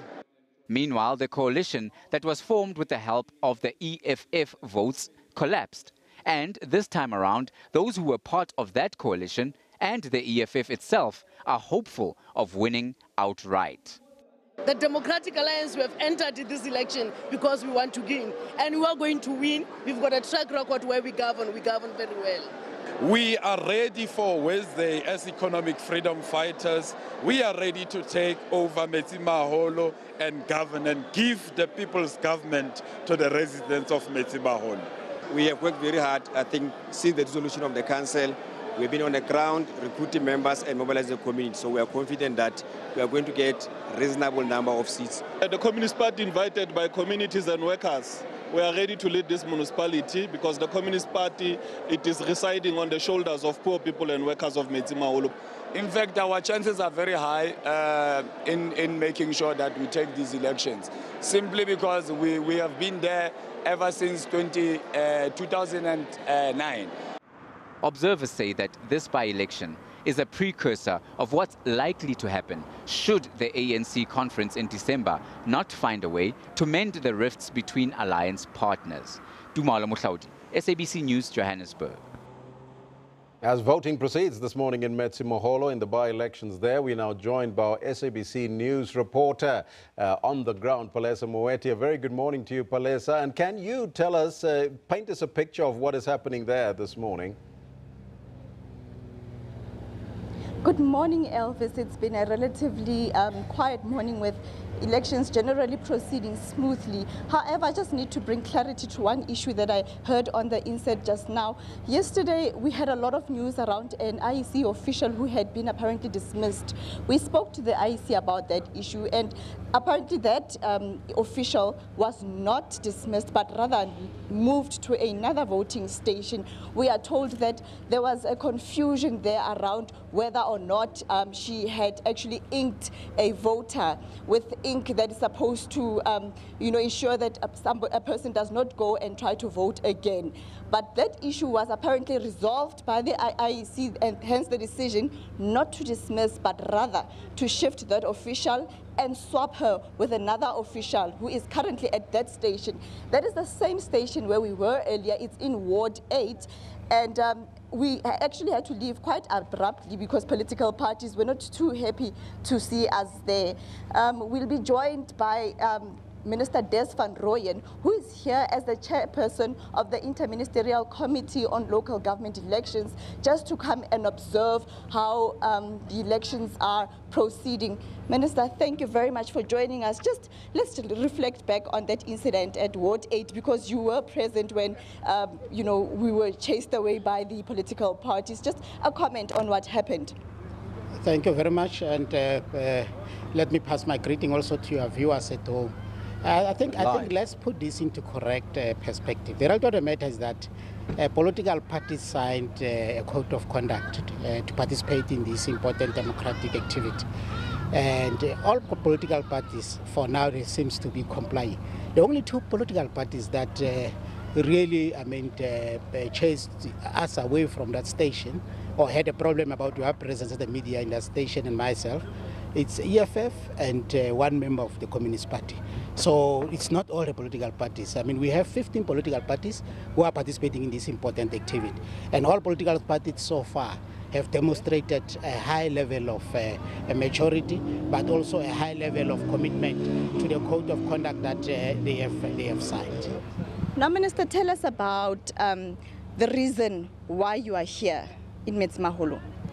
As you correctly said earlier on, I'm heading the interministerial committee that has been established to look into local government elections. It's the very same interministerial committee that ensured that 2016 local government elections were conducted successfully. It's the very same committee that you saw in Vuwani. It's the very same committee that you saw in Umutu. now we are here in Metsimaholo, because in Metsimaholo, as you are aware, the municipality was disestablished because of its failure of councillors, elected public representatives, to prioritize what is constitutionally their mandate, to prioritize providing services to our people. Now today we are here to make sure that all what you call arrangements, ranging from logistic up to security, are taken care of. And I can confirm, after being briefed by ASC yesterday, even this morning, logistical arrangements are all in place, and we also participated in the Joint Operations Center, which is a center that is meant to deal with, among other things, issues of security and safety. And the security plan is in place, and I can tell that it's all systems go. And besides the incident that we've had this morning that we've just spoken about, are there any areas of concern at this stage? Not really. Potential threats, because we do have temporary erected stations where we might be picking up a problem of lighting in the evening. But necessary plans are currently being effected to make sure that that doesn't disadvantage our people, more especially those, because remember today it's a working day, more especially those who are still at work. So they should feel free, to come and vote, after work, because illumination will be appropriately provided for around those voting districts. But generally you're satisfied with the situation at the moment, what you've seen? I think the mood is very vibrant and very exciting. Just yesterday, on the special, special votes, we saw not less than 6,000 special votes being processed. So it tells that the excitement is there, and it's worse because these are by-elections. Usually the trend is not necessarily encouraging during by-elections. But what we have seen, the turnout that we have seen, in some of the stations is very indicative of the fact that people are taking advantage of this democratic provision.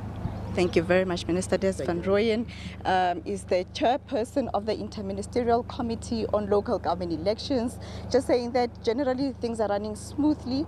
With that, it's back to you in the studio. But just before I head back to the studio, just to say that we'll be here still in Sasolburg, in Metsimaholo, not just Sasolburg, but other areas as well of Metsimaholo, because we know that it also includes Orangeville and Denisville, just to monitor how the by-elections are going right through the day. With that, it's back to the studio. Palesa Moeti, our reporter on the ground there, will bring you some more updates a little bit later, so you don't want to miss this. A very interesting one, what's happening and playing out there in Metsimaholo. Now, our focus today is on gender-based violence. Media plays a large role in creating social norms because various forms of media, including advertisements, television and film, are present almost everywhere in current culture. Gender roles, as an example, exist solely because society as a whole chooses to accept them, but they are perpetuated by the media. Conspicuous viewers must be aware of what the media is presenting to them and make sure that they're not actively participating in a culture of oppression. For more on this, we are joined from Media Monitoring Africa by Motsabi Hohane, who is the social media editor there. Very good morning to you and welcome. Morning, Elvis. Thank you. First and foremost, to which extent do you think media is perhaps enforcing gender stereotypes in society? That's a very great question. But before I actually go in depth into answering that question, while taking notes of that, it would be very important to actually ask which media are we actually talking about, because also in itself media is a complex beast. But then having said that, media, on online media, we do know very well that a whole lot of stereotypes, owing to the fact that the platform gives an individual liberty to express themselves as freely as possible. We do know for a fact that women tend to get harassed more regularly on those platforms. We know a whole lot of other offences besides gender-based offences actually take place on social media platforms. And then on the other hand, we have our traditional media formats, which is your print and your broadcast, where in that regard, I can tell you that while we can't give a simple, plain yes or no answer, what we do know for a fact is that media they do tell us what to think about. In as much as they do not tell us what to think, they set the agenda. And inherent in that agenda setting power is where now we find what we actually concentrate on. So then we can say yes in that regard, that they do actually reinforce the stereotypes that we have around gender roles, primarily because they would then be a representation of society, not necessarily a mirror per se, but rather a representation of society. So automatically what you would find is that if we live and exist in a patriarchic society, automatically the media will then reflect that. Yeah. Now, in relation to your question, whether we're talking about particular media, we're talking media broad spectrum, so to speak. So, but what are the responsibilities of media in general in challenging these gender stereotypes that we have in our society? Okay, so already we know for a fact that, for instance, women's voices in the media, there's only 20%, women only get a share of 20% in the overall voices, which means that we never really get to hear their voices. And so the responsibility for the media would then promote free, fair information so that citizens, you know, are fully informed to make the right decisions. Therein, you would then be wanting the media to then make sure that it equitably reports on issues across the board. As a social media editor, and of course that is the sphere that came to the fore that gave a lot more voices, especially women voices, a chance to open up and present their voices. Do you think that that has created that base and that platform for women to speak out? Indeed, indeed, and as we're probably seeing right now with all the popular hashtags that have basically gone and flooded our social media, like men are trash, the one that you were speaking about earlier on today. Not my leader. Not my leader, but various other, like Me Too. Yes. So you're finding basically that social media has become the most viable platform for ordinary citizens to actually express themselves and actually vent against the norm, where mainstream media would then be reporting on the basis of the power roles that already exist in society, where predominantly you would find that the voices of those that are in power are the ones that are usually heard, other than in actual comparison to the voices of ordinary people. Now, a medium that's broadly used in order to sell music is music videos. And in that particular platform, what does the research suggest? Are women being objectified in these music videos that we see? Okay, well, I might not have the exact research in terms of advertising space and music videos. We do know for a fact that media, commercial media, marketing media in that regard actually do portray stereotype roles of women, in the sense that they portray women in these roles that they are so-called expected to perform. So you would say, for instance, you would see in an advert why you would take note of the fact that, like, washing powder is still actually predominantly, you find women actually advertising washing powder, whereas it's everybody that uses washing powder. So music videos actually also tend to perpetuate these stereotypes by reinforcing those stereotypes of what women should be in society, what they should do, and the roles that they should perform. Luxury goods are normally, adverts I'm talking about now, luxury goods being sold, normally you would have a woman in there to sell the product. Is that perhaps also something that the media has got to look at and say, how can we do that, objectifying women, or perhaps disgrace them in such a role? Is that what you find as well, or not? I'm not quite sure exactly, because we haven't necessarily gone into that depth of research. We look into more of how the media reports on issues that are gender-based violence, or how it basically reports on all issues. And we do know for a fact that the roles that women actually occupy in society are not represented in a manner that is positive, but rather actually feeds into the negative stereotypes of what women are expected to do and that they should do. Should the media, and as the media that we're talking about, should we play a more active role in promoting no violence against women and children? Indeed, it's very important, because then that would, in the larger scheme of things, that would feed into the dialogue that basically, or we as citizens or everyone would actually be talking about. So in that regard, media would have to then go in depth, because what we have generally seen is that in cases where we found reports like with the Karabo Mokoena issue, or any other case where a woman has been offended, or we found a leader in power who has offended somebody, the media doesn't necessarily always go in depth into questioning why, so that we understand some of the causes, the causalities behind those gender-based violence. But instead, there's a tendency for us to be finding instead all these reports that are sensationalized, that are rather revealing the grotesqueness of what we already know is a dire situation and a case for gender-based violence in South Africa. Yes. So what would happen is that we hope that the media can actually change and start asking the whys, so that if there is to be a dialogue that is national or whatever not, the media would be at the forefront of steering that dialogue forward by asking the right questions. That is pivotal. Motshabi, thank you so much for joining us here in studio. Thank you. That was Motshabi Hohane, social media editor at Media Monitoring Africa. We'll take a short break. We'll be right back after that.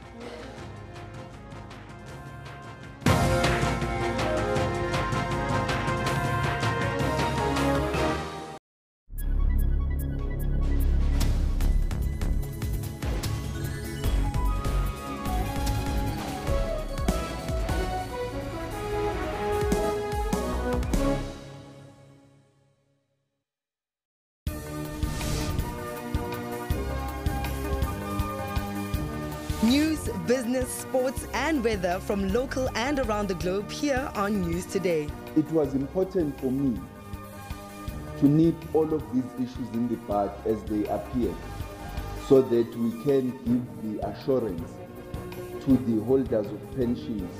South Africa has more than 24,000 plant species which can be used to generate income for her citizens. People believe that we as Africans have very little to offer the world in terms of science and technology. The 24-year-old was the last rider to be caught after a break of more than 180 kilometers in Sunday's men's elite race at the World Road Championships in Bergen, Denmark. Smit is also the African road race champion, the South African race champion and the South African time trial champion. Tune in to News Today every Monday to Friday from 3 to 5:30 p.m.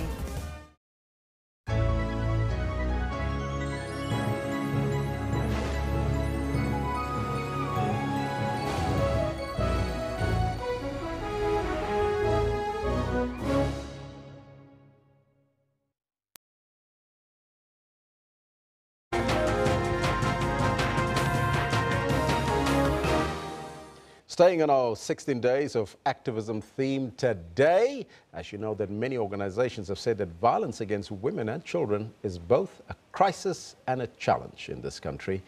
So what more needs to be done to fight violence against women and children? For more on this, we're joined by Nonhlanhla Sibanda, gender specialist from the Center of Violence and Reconciliation. A very good morning to you and welcome. Good morning. Now, I hear that organizations are suggesting that there's a crisis and a challenge in relation to violence against women and children in this country. Is that your take? So a study that we did quite recently actually showed us that violence is a crisis in South Africa. We interviewed a number of women across 4 provinces to try and understand why violence against women persists in South Africa and what needs to be done to address it. And I think just reviewing current statistics that exist, I think we all came to the conclusion that violence against women really is a crisis. I mean, at least 3 women are killed by their intimate partner on a daily basis. And just listening to the stories of women who go through abuse on a daily basis, I think it is time that as a country we actually did acknowledge and recognize that we are in crisis when it comes to violence against women. It's 3 women per day. That is a definite crisis that we're facing. But we have 16 days of activism of no violence against women and children. But are these campaigns working? So I think that the 16 days campaign is important. And it's important for two reasons.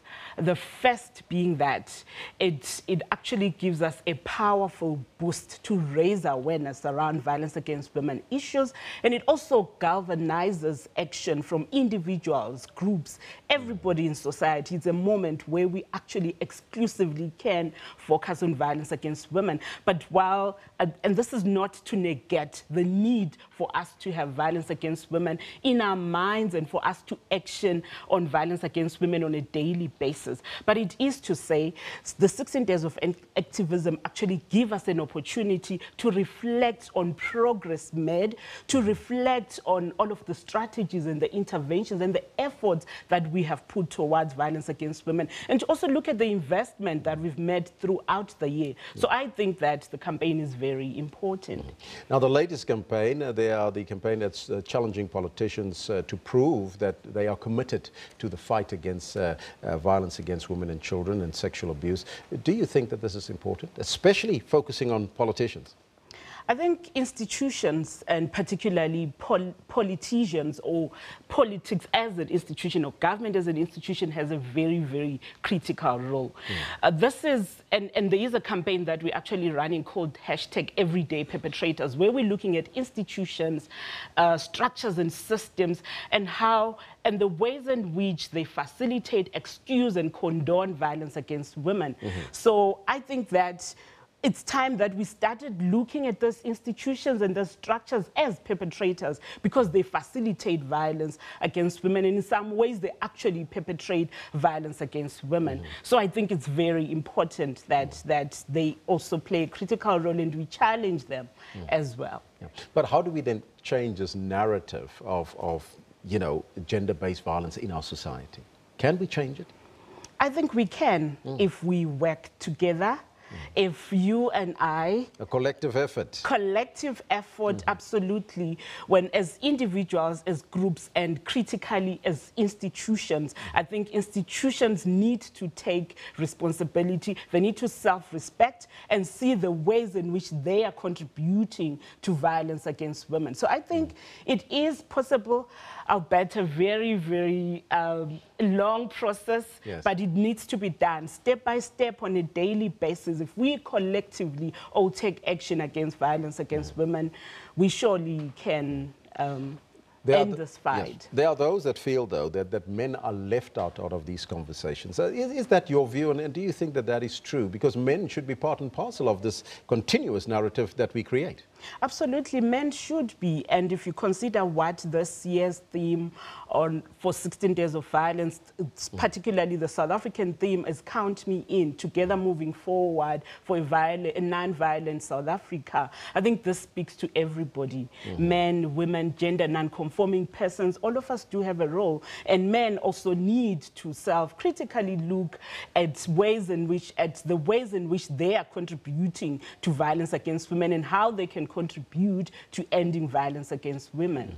Now, we've also seen another campaign. We're talking about campaigns where Oxfam is, of course, marching to police stations and, of course, holding those people accountable for not investigating certain crimes and so forth. Do you think that that's also part and parcel of making people aware and create that narrative, that ongoing narrative that violence against women and children is not on?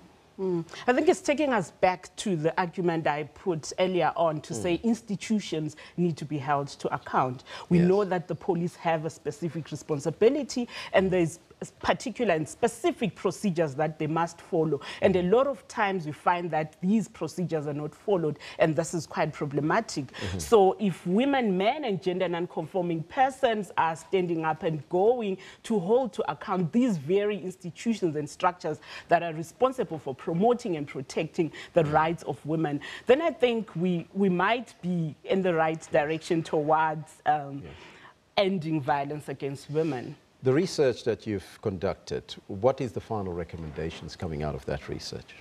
So one of the key recommendations, which for me really stood out for me, was around the fact that we often say women should break the silence and speak out on violence against women, yet we do not have adequate services, support services for the women who actually do speak out. So it is important as a recommendation that we have adequate support services for women who speak out. I'm talking about psychosocial services, legal services, and also police stations that are responsive to the needs and realities of women.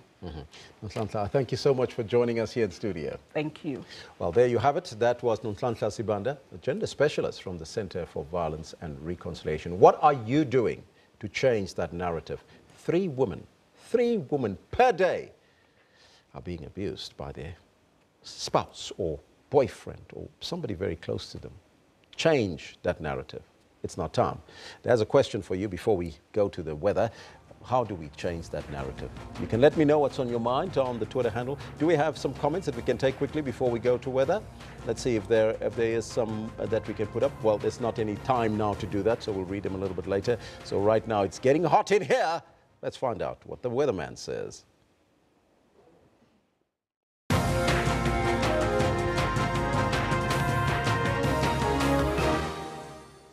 Thank you very much. Then welcome to the weather desk. Let's take a look at what's happening with the latest weather forecast. Some clouds here over the central parts of the continent in places like Zambia and northern parts of Angola. That's where we're expecting some showers later on today. And looking at your rainfall outputs, we see that Namibia and most of Botswana, western parts of the continent, not really expecting rainfall except for the northern parts. Places like the DRC and of course northern parts of Angola, and we're seeing some showers later on today into tomorrow, developing over the central parts of Namibia and coming down towards the northwest and central parts of southern Africa. Otherwise, places like Mozambique and Zimbabwe seeing fairly clear skies and warm weather. And look at your maximum temperatures today. It's looking like this. It's very hot over the central parts of the country, seeing highs of 40s. If you're in Bloemfontein, they are at 33 with only partly cloudy skies, clear skies in Appington for the whole day today. That includes places like Sutherland and most of the western parts of the country. We're seeing Cape Town peaking at 27, while over the eastern parts, cooler weather. In Durban at a high of 22, with places like Polokwane at 30 degrees, only partly cloudy skies expected. And well into Zimbabwe, we're seeing those partly clear skies in Beitbridge, southern parts, while partly cloudy skies for the northern parts in Bulawayo at 31 degrees, including Harare at 27. And in the north, this is where we're seeing some showers expected in places like Kigali, while along the coastal areas, Dar es Salaam is peaking at 31.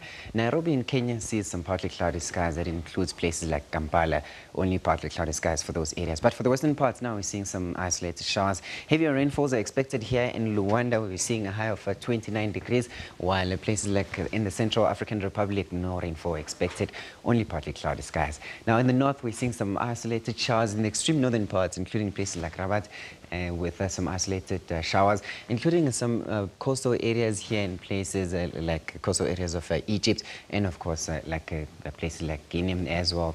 While the central parts continues with rainfall, we're seeing clear skies here coming with warmer weather in places like Khartoum at 35 degrees, while Djibouti is at 30 degrees. We're seeing those clear skies well into the interior of Egypt, but just moving over towards a place like Israel, we're seeing clear skies in the northern parts. Baghdad Sea peaking at 23, while partly cloudy skies for Damascus, and cooler weather all along the northern coastline. We're seeing it in places like Algiers at 25 degrees, while places like Tunis at 26, Benghazi at 18, only partly cloudy skies.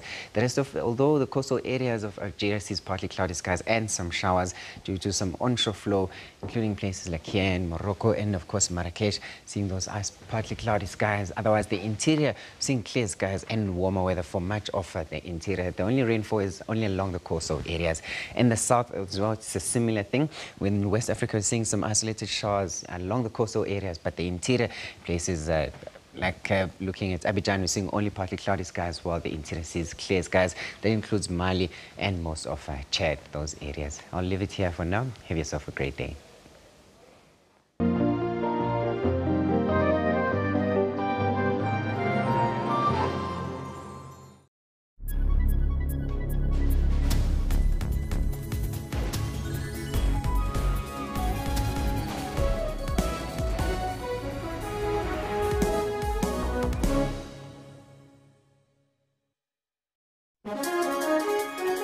Today on Rights and Recourse, we will unpack the new traditional court model. The idea of the bill is not to overregulate, to basically set the principles. The most important aspect of this bill is that it understands that customary law, by its nature, is consensual. That I have a right to affiliate, I have a right, therefore, to opt in, and I have a right to opt out. The opt-out provision is basically one that you've got to respect the court in the sense of if you've been summoned, you've got to tell the clerk of the court at least that you're not willing to attend. The challenge that I would like to throw to the Department of Justice, it has to come up with mechanisms of ensuring that people who exercise their right to opt out or to opt in are not in any way victimized.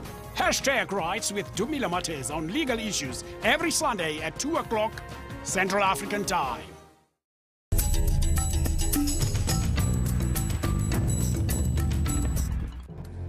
Baleka Mbete taught in Babana in Swaziland, worked for the African National Congress in several African cities, including Dar es Salaam, Nairobi, Gaborone, Harare, and Lusaka. Mbete became the first Secretary General of the ANC Women's League after the unbanning of the ANC. Amongst other leadership roles, she was the member of the Presidential Panel on the Truth and Reconciliation Commission, the ANC National Executive Committee, and the Pan-African Parliament. She was Deputy President to Kgalema Motlanthe in 2008. She's the current Speaker of the National Assembly of South Africa since 2014 and National Chairperson of the ANC. Mbete was awarded the 2016 King Legacy Award by the Martin Luther King Jr. Foundation in the United States for her distinguished leadership roles over the years and for her positive contributions in the global community. I take with humility, and it puts quite a burden on one's shoulders, but I guess also throughout one's life in struggle, maybe it was a preparation for this day.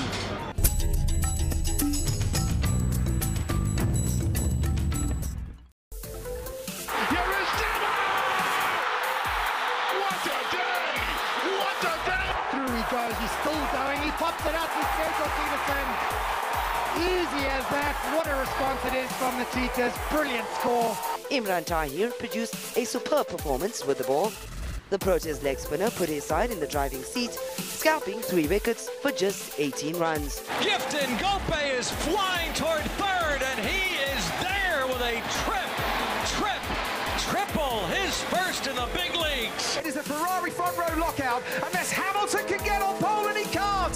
Ferrari, for the first time since France in 2008, have locked out the front row. For all your sports news, keep it locked to Sports Live every Saturday and Sunday from 20:30. Take your evening well informed with Primetime News. Thanks for tuning in. You're watching SABC News Prime. The burning land reform issue was also a point of discussion on the first day. If you do not have a skills revolution, you will run into the kind of problems that we're having at the moment. We have funded about 466,000 students, out of about 800,000 students that are in the university system. South Africa says insufficient electricity and water remains one of the biggest barriers to development and prosperity on the continent. The top 4 batsmen in the squad, Hashim Amla, Quinton de Kock, Faf du Plessis and AB de Villiers, are certainties in the starting lineup. I really believe we cover all bases when it comes to spin bowling, seam bowling, proper pace bowling, and an amazing batting lineup. Stay tuned every Monday to Sunday from 6 p.m.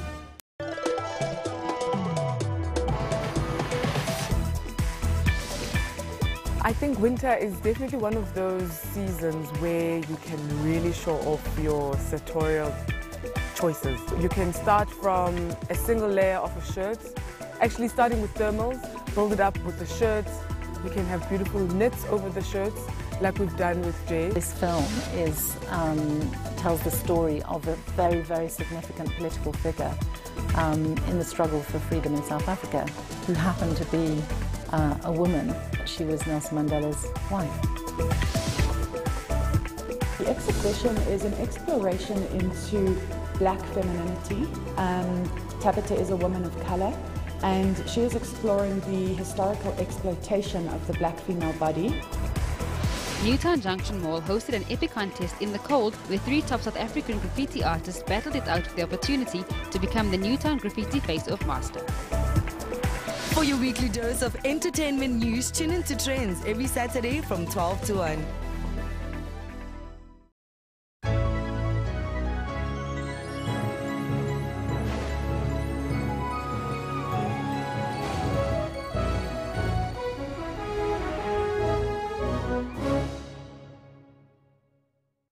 And the eviction already happened, and the question was those evicted came to the Constitution, it ended up in the Constitution Court and said there was an eviction, and the question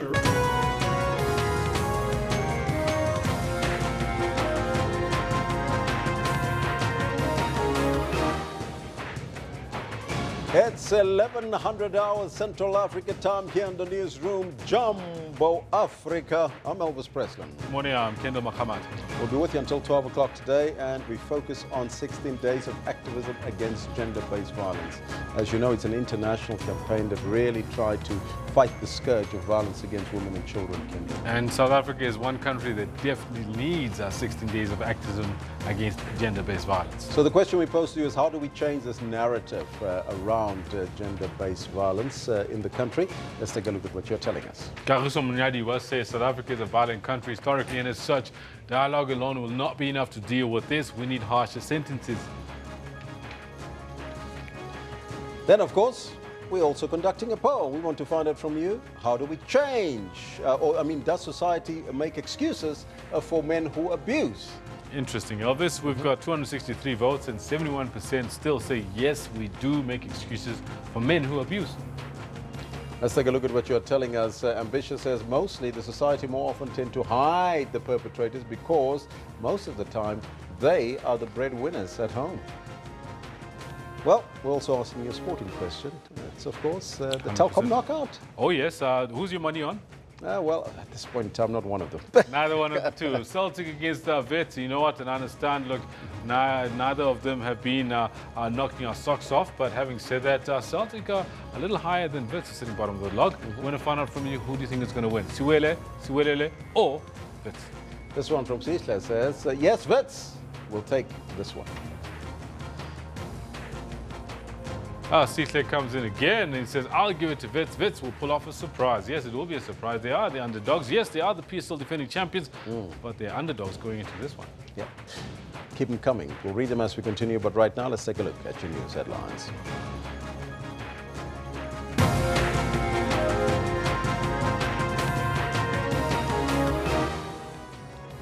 Trade Union Solidarity's court application relating to the former Eskom CEO Brian Molefi's 30 million rand pension payout is currently underway in the Pretoria High Court. The SACP is for the first time contesting municipal by-elections in Metsimaholo in the Northern Free State outside of the ANC-led alliance.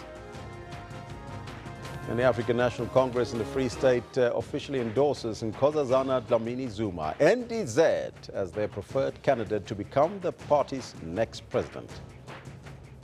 Those are your headlines. Let's find out from Kendall what's happening in the sports front. Elvis, thank you very much. Quite a lot in the sports front. We're going to be talking quite a bit about the football as well as other events that are coming on the weekend. Good morning to you. This is what we've got for you in the sports today. Currently, they don't have maybe in league results that they would like to have, but it doesn't mean anything. The Telkom knockout final is about to roll around, and Bloemfontein Celtic are wary of struggling PSL champions Bidvest Wits, who can't even explain their poor run of form this season. There's no explanation, and nobody can explain those things. It's football, you know, scoring a few goals in the cup, but not scoring the goals in the league. Algerian Riyad Mahrez scores a one-day goal for Leicester as the Foxes shred Tottenham Hotspur's title dreams with a 2-0 victory at the King Power Stadium. Mahrez trying to go all the way! It's a sensational second from Leicester!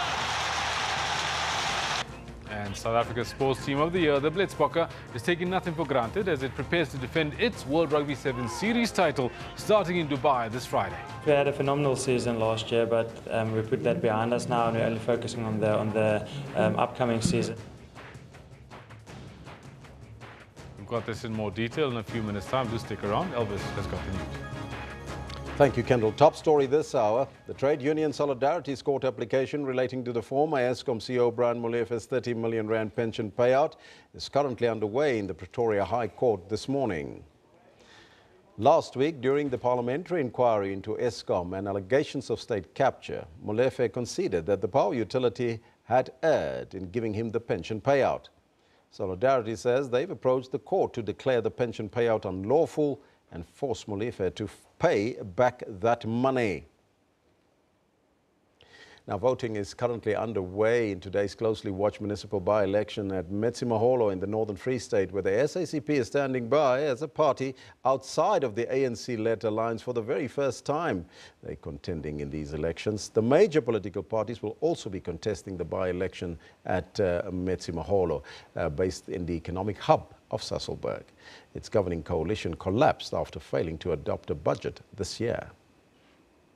We are ready. All the 59 voting stations at the moment are open and people are voting.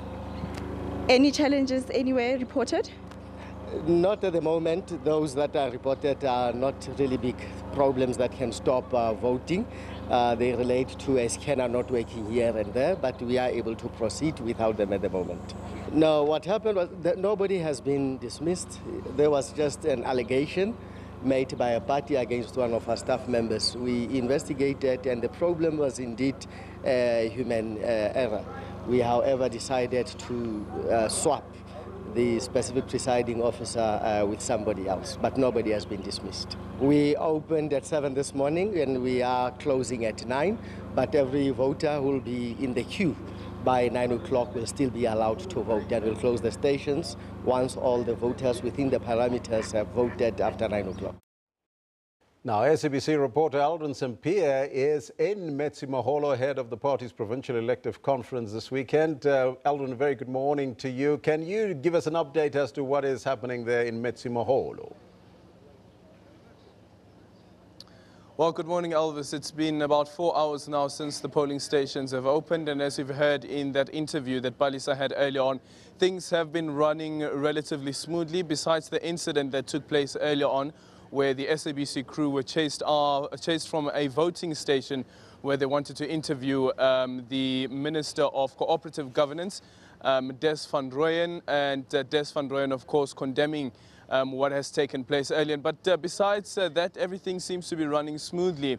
And I guess what brings us here today is this question around the SACP versus the ANC. Of course, for the first time, the SACP contesting election, and one can only wonder what will happen heading into the ANC's elective conference, whether the ANC will be discussing this issue. And I think a big issue as well for the ANC, and that's the reason why President Jacob Zuma was here a couple of days ago, is the question around the constitution of the ANC, which is quite clear that ANC members must vote for the ANC, and it is a disciplinary action rather could be taken against a member who does not vote for the party.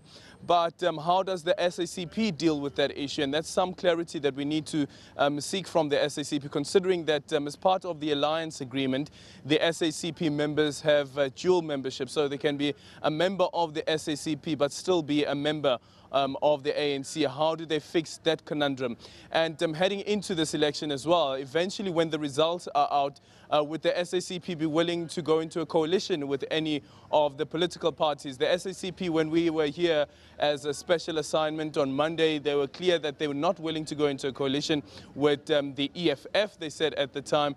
There have been some rumors, people saying, or accusations rather, people saying that the SACP is just ANC light. They're just doing this because they want to give the ANC more votes, and they would go into a coalition with the ANC.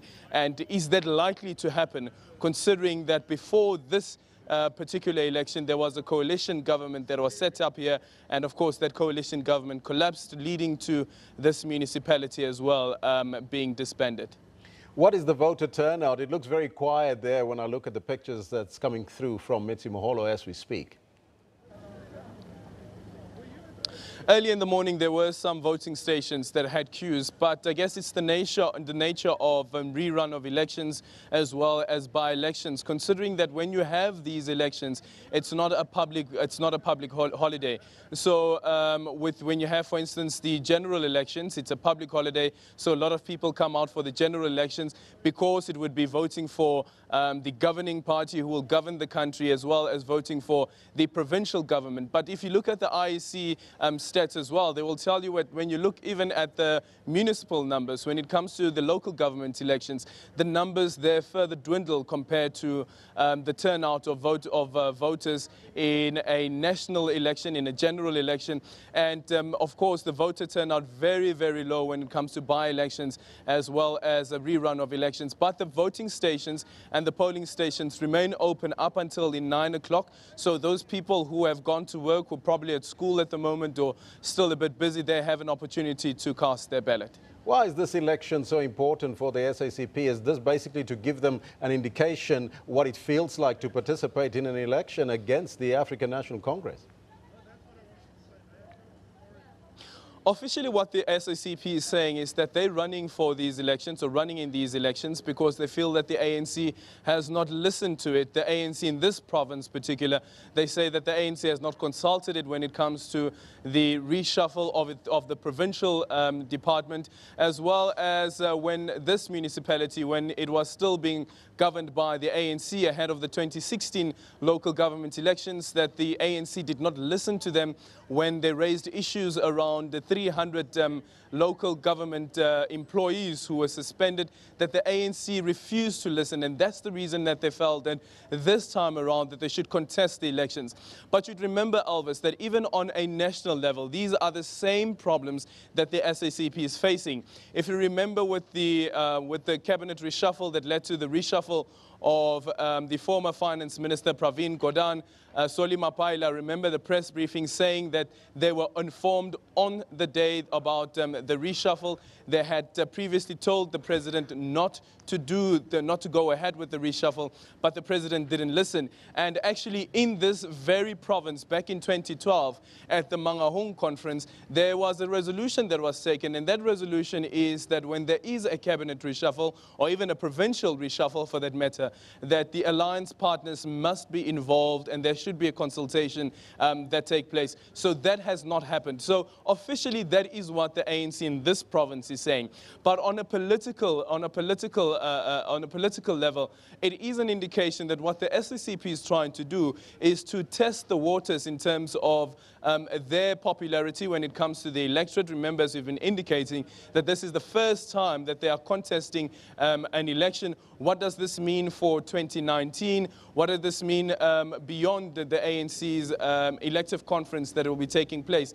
If you look at the EFF statement, the EFF has said before that they will not go into a coalition with the SACP, and their argument is that they believe that the SACP, considering that the SACP is supporting Cyril Ramaphosa, should Cyril Ramaphosa emerge victorious after the ANC's elective conference, that the SACP in this municipality would then turn their backs on the coalition government that would have been set up in this municipality, and then give their votes back to the ANC. So they don't trust the SACP. So politics very much at play in this municipality, and of course behind the decision of the SACP to contest the elections. And it would almost seem that they're dangling a carrot, as the ANC, as the country going to an election in 2019, and considering that you have had political analysts who've made the argument that the ANC could find itself in the backbenches if it does not go into a coalition government, which is a possibility in 2019. Even the ANC chairperson in Gauteng, Paul Mashatile, thinks that a coalition government is a possibility in 2019. And just briefly, Eldrin, when do we expect the results from this by-election in Metsimaholo? Probably the official results will probably come out tomorrow morning, but because this is a rather small municipality, I think just about 59 polling stations and just over 80,000 registered voters, that those numbers could be tallied as soon as the polling stations close.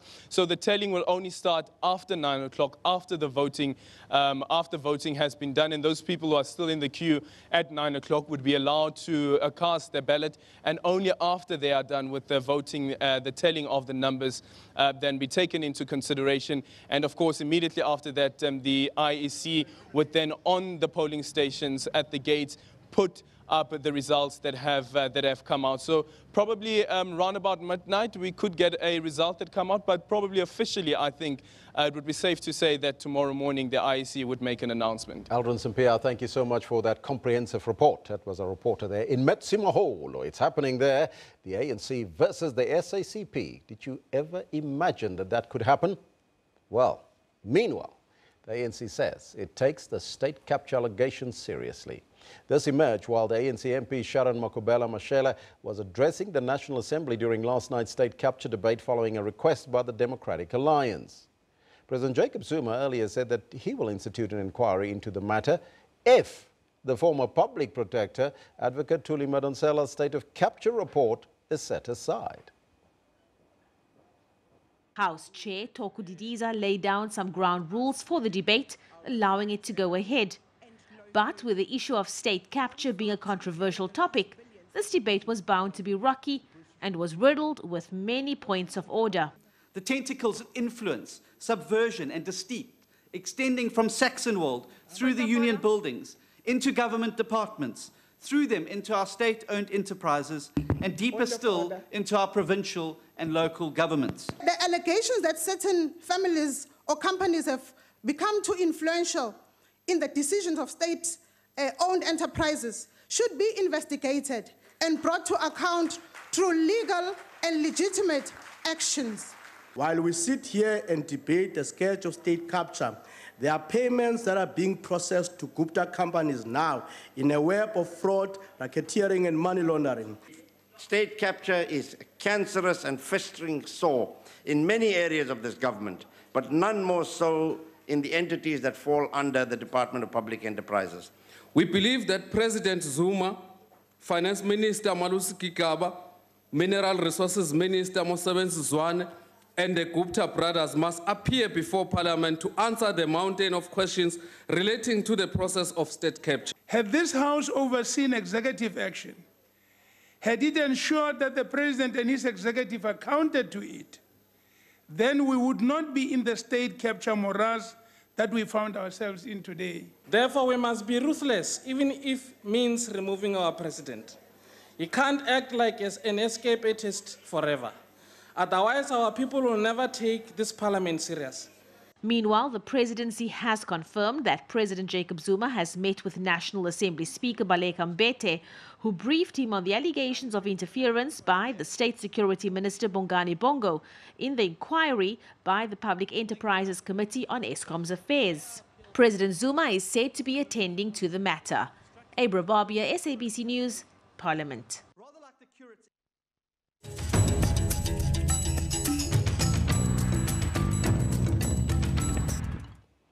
The ANC in the Free State says Dr. Nkosazana Dlamini Zuma received an overwhelming majority of votes in the province to be the next party president. Free State ANC spokesperson Thabo Mekwe says that all members of the party have accepted the outcome of the nomination. The province chose Mpumalanga Premier David Mabuza as the deputy president. Free State Premier Ace Magashule was nominated as Secretary General and Maitin Nkwana Mashabane as the Treasurer General. The province also wants Jesse Duarte to remain in the position of Deputy Secretary General while selecting Natim Tetwa as the national chairperson. In terms of the ANC election agency, the Provincial General Council has overwhelmingly nominated Comrade Nkosazana Zuma as the ANC presidential candidate. This particular PGC has now nominated Ace Magashule, who is the current chairperson of the province, to be the Secretary General of the ANC. Now, what happens in the event that the conference come Friday, does it mean that he is no longer available to stand as chairperson, for instance? It is the branches of the ANC that ultimately will say, yes, we want him to become the chairperson at the same time that we want him to ascend to the position of the Secretary General. It's not a contradiction to the constitution of the ANC. It only says if you can't contest at the lower structures, but you are allowed to contest at the higher structures. The ANC in the Eastern Cape is set to pronounce on its preferred candidate for the National Party leadership tomorrow. In the past few days, the Western Cape ANC has come out behind the presidential hopeful Cyril Ramaphosa. The party's Eastern Cape PEC will sit in East London to consolidate the branch nominations it has received. It was a busy political day in the Eastern Cape with high tensions ahead of two major events. In East London, the naming of the preferred ANC candidate, and in Nelson Mandela Bay, an attempt to unseat the DA and particularly the Mayor Athol Trollip in a motion of no confidence. There's also a motion of no confidence here in Johannesburg around the DA Mayor. The ANC and the opposition parties have both called media briefings on their position on the non-confidence matter for today. Tension is expected to run high at all meetings.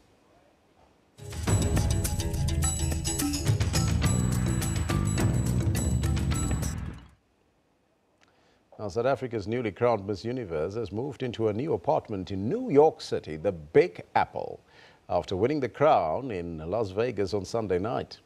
22-year-old Demi-Lee Nel-Peters beat out runners-up Miss Colombia Laura Gonzalez and Miss Jamaica Davina Bennett.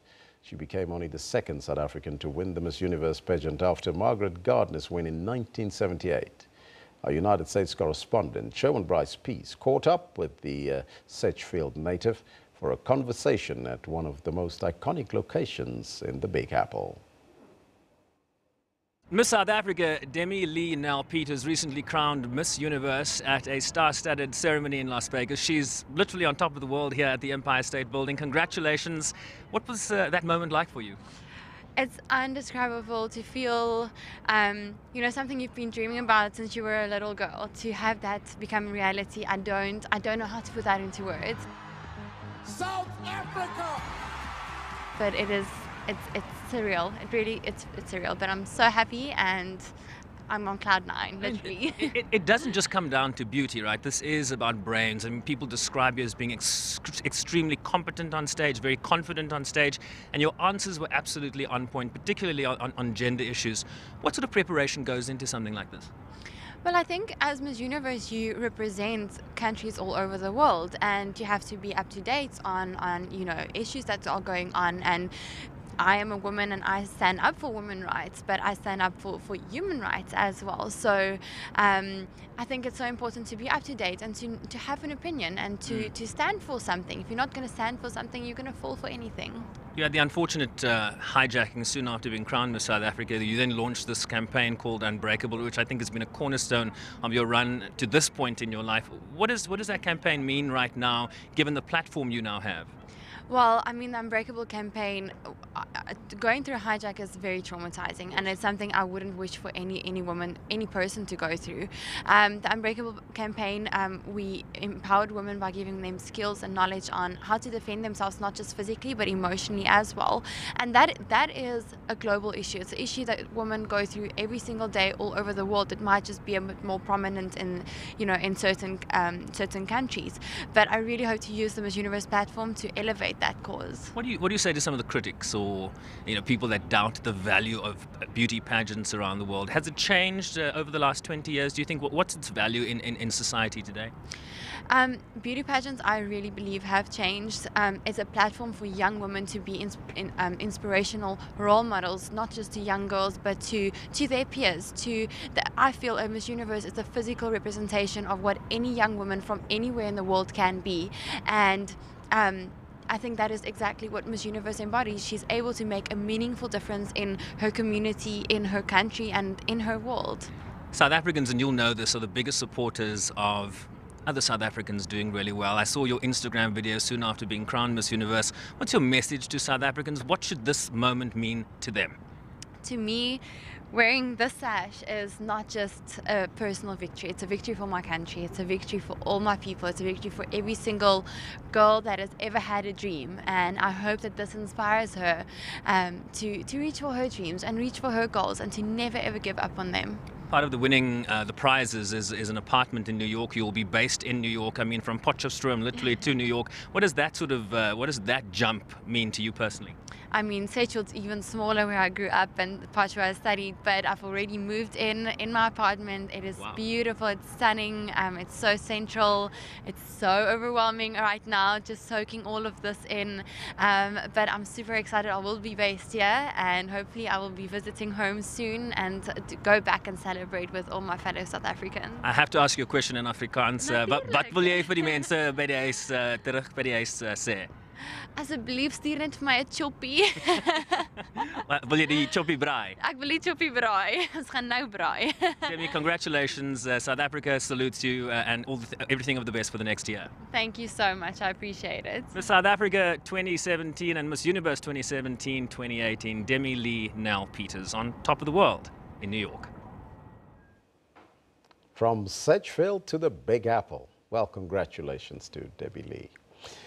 Well, Minister of Planning, Jeff Radebe, has described children as important citizens of South Africa.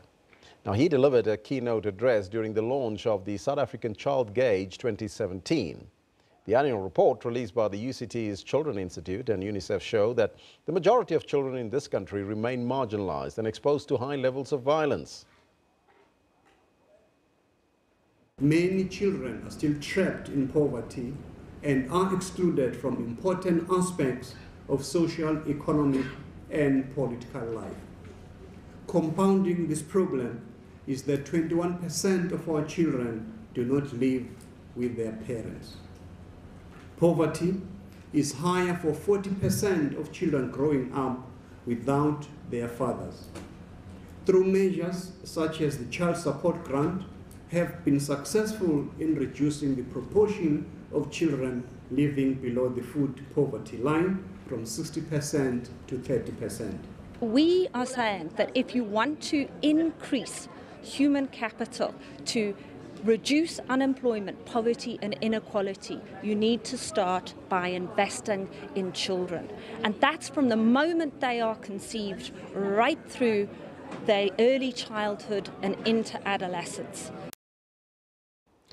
Now, two men implicated in the assault case involving the former Deputy Higher Education Minister, Mduduzi Manana, have been sentenced to 8 months in jail or a 30,000 rand fine.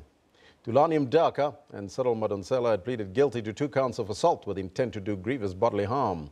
A video implicating them in beating up 3 women at a nightclub went viral in August.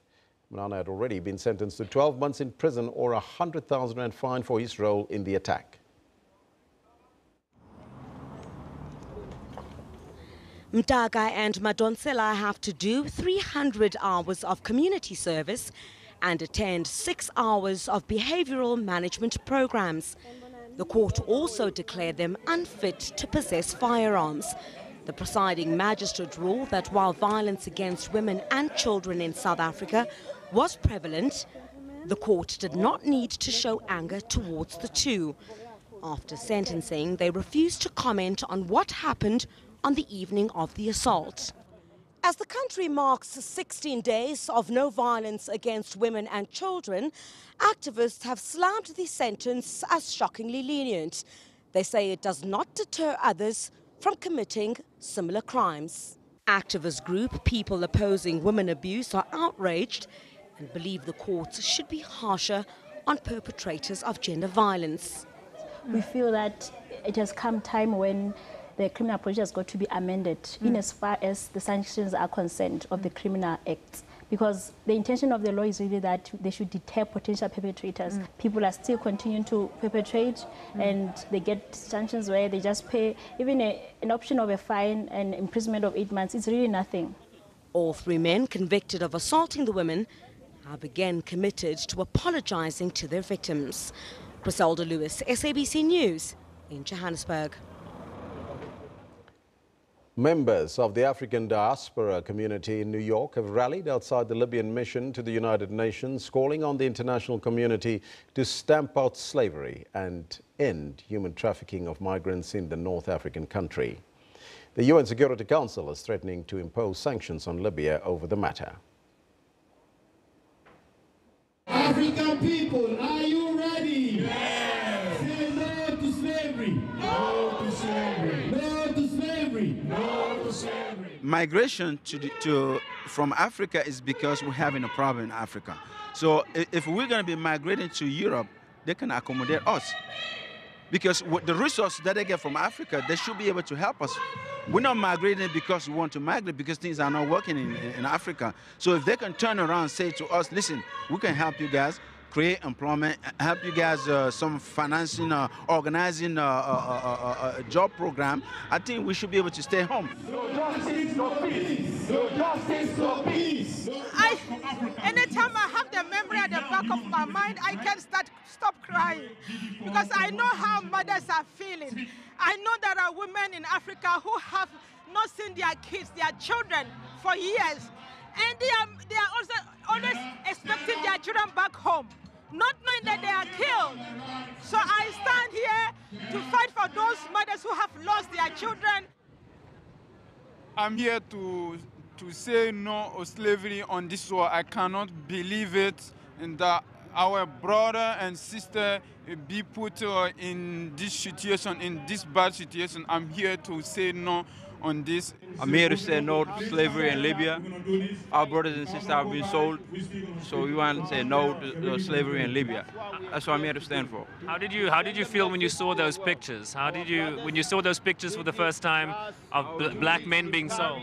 I was angry. I was mad. I was angry, you know. So I'm here to say no to slavery in Libya. We're here to stop the slavery. And in Libya, we're here to stop the slavery. Because we black people not to sell. We're not the black people to be sold. We have your brother, sister over there to be sold, like chicken. We don't want that. Tomorrow, we'll dig into that story, so let's throw forward. That is what you're going to expect tomorrow. It's our theme, looking at the slave trade in Africa and the world. Now, the hashtag Not Our Leaders campaign was launched by the Women and Democracy Initiative, Lawyers for Human Rights, the Dullah Omar Institute at the University of the Western Cape, as well as gender violence specialists, during 16 days of activism to end violence against women. From the 25th of November annually, we mark the start of the 16 days of activism to end violence against women. South Africa's political parties talk a big game about tackling gender-based violence, but are far less keen to act decisively against their own members accused of such crimes. This new campaign is challenging them to prove their commitment to the issue by rooting out political leaders accused of acts of sexual assault. For more on this, we spoke to gender activist Lisa Vetton. Yesterday we had the case of the protection order obtained against the mayor of Mfuleni, who has been accused of sexually grooming a 14-year-old. And of course we had the former Deputy Minister of Higher Education, Nduduzi Manana's two accomplices in court yesterday. And those are examples of what we're talking about, is we have political leaders who stand up and make beautiful speeches, fine words, but their actions don't match what they say. And so we want to try and get beyond slogans and say, show us, when you are faced with a case, what you are going to do. So tell us about this Not Our Leaders campaign, the hashtag. Well, we chose the hashtag because we wanted to highlight that this problem goes beyond Nduduzi Manana. So we have identified 16 cases that have occurred just this year that involve a political representative or their party, and over the 16 days, or the 10 weekdays, we are releasing a name each day to say, this case has happened. Why is it not getting the public attention that it deserves? Why have we focused only on Nduduzi Manana when we have so many other cases? Why are we not calling for these particular individuals to have action taken against them? Why are they not being suspended? So what we're trying to do is highlight that the problem is very much bigger than one or two individuals, and that we also have problems in the way parliamentary policy is developed, the Municipal Act is applied, for instance, and I think it also raises larger questions about what do we look for in a politician? Why are they allowed to stand when they have rape charges against them, for example? So we also want to point to where we need some structural change in our system. So you're focusing on stories that really sometimes fly under the radar and people don't take notice of. But the campaign is challenging politicians to prove their commitment to root out those political leaders accused of sexual violence against women and children. Absolutely. So Are you only focusing on politicians, though, or is it the general campaign? No, we're focusing on politicians, and I think we've chosen politicians because they, firstly, are in positions of responsibility. They make the laws. You cannot have those who are hostile or who are themselves abusive making law and policy that addresses violence against women. They're also supposed to be allocating budgets. And clearly, if you don't support this as an issue and are yourself abusive, you're not going to give a budget. And then no one's going to be able to do the work. And nor are you going to be holding government departments to account. And not only that, you're telling society that there are two standards. There's one for you and me, because I'm a politician, I get away with it. And that's what we want to also challenge. So in the end, what are you hoping to achieve with hashtag Not Our Leaders campaign? Well, we'd like to raise awareness that the problem is very much bigger than one or two individuals. So somebody we're highlighting, for example, is Sipho Masalani, who appears tomorrow in the Garankuwa Magistrates Court. Now, he has been charged with 4 different counts of rape committed over a period of 2 years, along with robbery. What is truly disturbing is that the ANC have said they support him, they're not going to suspend him, and they're not going to investigate the matter. So we want to know why you're doing that when you've just suspended Mayor Simon Mofokeng and where you forced Mduduzi Milano to resign. There's a hypocrisy here that really does need to be addressed. Now, the African National Congress Constitution, Rule 25, that allows for the suspension of members that are accused of engaging in sexual or physical abuse of women. So why do we need a campaign to remind them of that particular rule? This is exactly the point, is we need to have far less hypocrisy in our politics. We need to remind people that there are rules. They're not just pieces of paper. They're there to be applied. So that's our example with the ANC. We see a very similar problem in the IFP.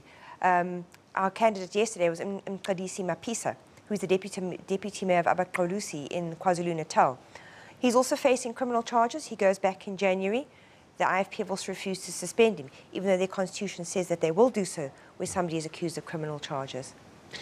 Let's look at the campaigns in general. I've asked the question a little bit earlier to the department, but do you think that these campaigns or other campaigns against violence against women and children, do they actually work though? No, I think they're far too general. You know, they use broad statements like speak out, break the silence. Okay, so the cases we're using as our examples, those women did speak out. They did break the silence. What they were met with was abuse in return. I mean, an example we'll be using on Friday, that woman, after 8 years, eventually had to go and get a protection order against her municipal manager because she spoke out, but the management there was deaf. So I think our test is to look at particular cases. Do we act? Do we make those slogans meaningful? And if we don't, then that's all it is, sloganeering. But why are men always left out of these campaigns to raise awareness about gender-based violence? I don't think they're left out. One is calling on them to act. I mean, in our particular campaign, Not Our Leaders, we are talking predominantly about male political leaders who are in the position to do something about these men. This is their opportunity to stand up and show that they actually do walk the talk. And unfortunately, they're not doing so. I've also asked the question earlier, but I would like to test it with you because we're testing it with our listeners and our viewers, rather, as well this morning. How do we change that narrative when it comes to gender-based violence? I think when we have individual cases, we act because the narrative is shaped through the actions that we take. So if we have a narrative, oh, speak out, stop, there's no excuse, but when we are faced with an actual case and we do nothing, then I'm sorry, the narrative is that we don't believe our own story.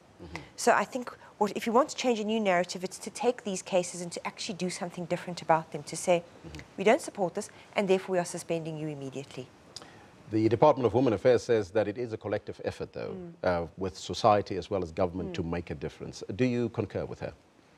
Well, absolutely it is. I mean, and here I think, although ours is perhaps a somewhat more confrontational approach, as civil society we are challenging government to take action, to put, well, not just government, political parties, to say, put your money where your mouth is. You say you want to make a difference, you have a real and concrete example and opportunity to do so. So what's stopping you?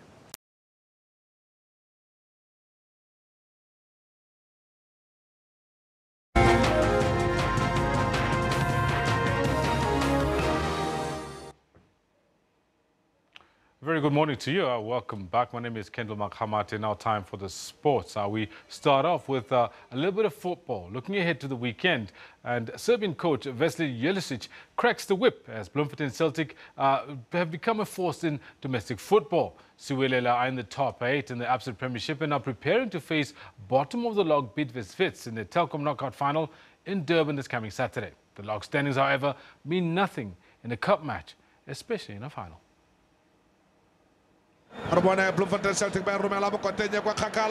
Celtic are keen to take the Telkom Knockout Trophy back to Bloemfontein on Saturday.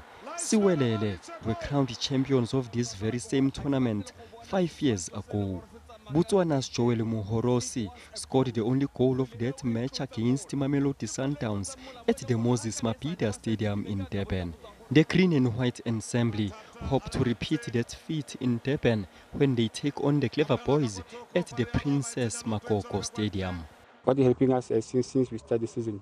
Fighting spirit, team spirit, good friendship, communication among ourselves, support each other and fight for each other, nothing else. So, and praying a lot, so that's our secret here. The performances of the Clever Boys have been under par in the Premiership so far this season, but coach Jelosic knows that his troops cannot afford to underestimate that. We have opponent that we respect very much, which they are champions.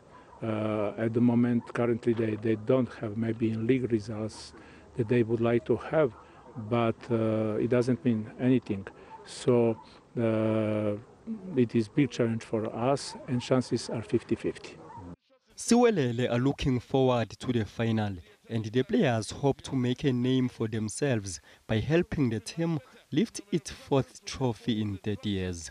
Everyone is up for the final because I think half of the team or the whole team, maybe it's 4 or 5 players that have played the final before, but the rest of the guys haven't played the final, so it's a motivation by itself. Celtic Wits match is scheduled to kick off at 6 p.m. on Saturday.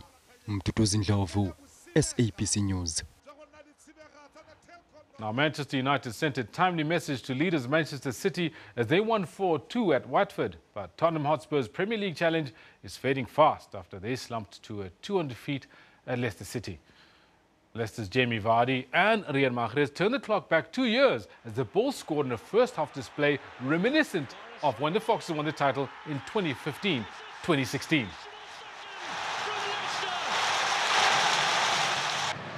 Harry Kane replied for Tottenham after the break, but the visitors could not prevent a 3rd defeat in 5 league games, which left them in 5th place, 13 points off top spot. Ashley Young was on target for the first time in 18 months as he scored twice for second-place United, who led 3-0 at the break before Watford produced a late fight back. United's win moves them to 32 points, and they're within 5 points of leaders City, who host Southampton today. Now, South Africa's Sports Team of the Year, the Springbok 7 side, the Blitzbokke, is in Dubai preparing to defend their World Rugby 7 Series titles. The series has 10 stops, and last season the Blitzbokke won 5 tournaments. This year they want more success, and it all starts in the Middle East, where they're also the Dubai Sevens defending champions. For years, the Blitzboks were knocking on the door, finishing as runners-up in the series to the likes of New Zealand and Fiji. And then last season, Neil Powell's side found the winning combination and won a first series title since the 2008-2009 season. It's largely the same squad that is preparing for the series defense. Being part of those 5 tournaments that we won was really something special, and then being part of all 10 was also really something special. But in the same breath, I want to say it's a new season. Kwagga Smith is one of the many stars in the team, and his achievements this season are not limited to just sevens. In the 15s game, he helped the Lions into their 2nd Super Rugby final in 2 years and won the Man of the Match award when the Barbarians Invitational side played the All Blacks. It's that form that saw many calling for his inclusion into the Springboks side. Yeah, no, definitely the hunger will always be there to go for success, and for me to do it for my brothers and even for the young guys coming in, to give them the experience and to play with them and to meet them personally. The 2017-18 season has many honours on offer for the Blitzboks. We got the World Series coming up, Commonwealth Games and then World Cup. You know, within the season you've got 3 opportunities to take 3 gold medals, so you know, what bigger motivation do you need than that?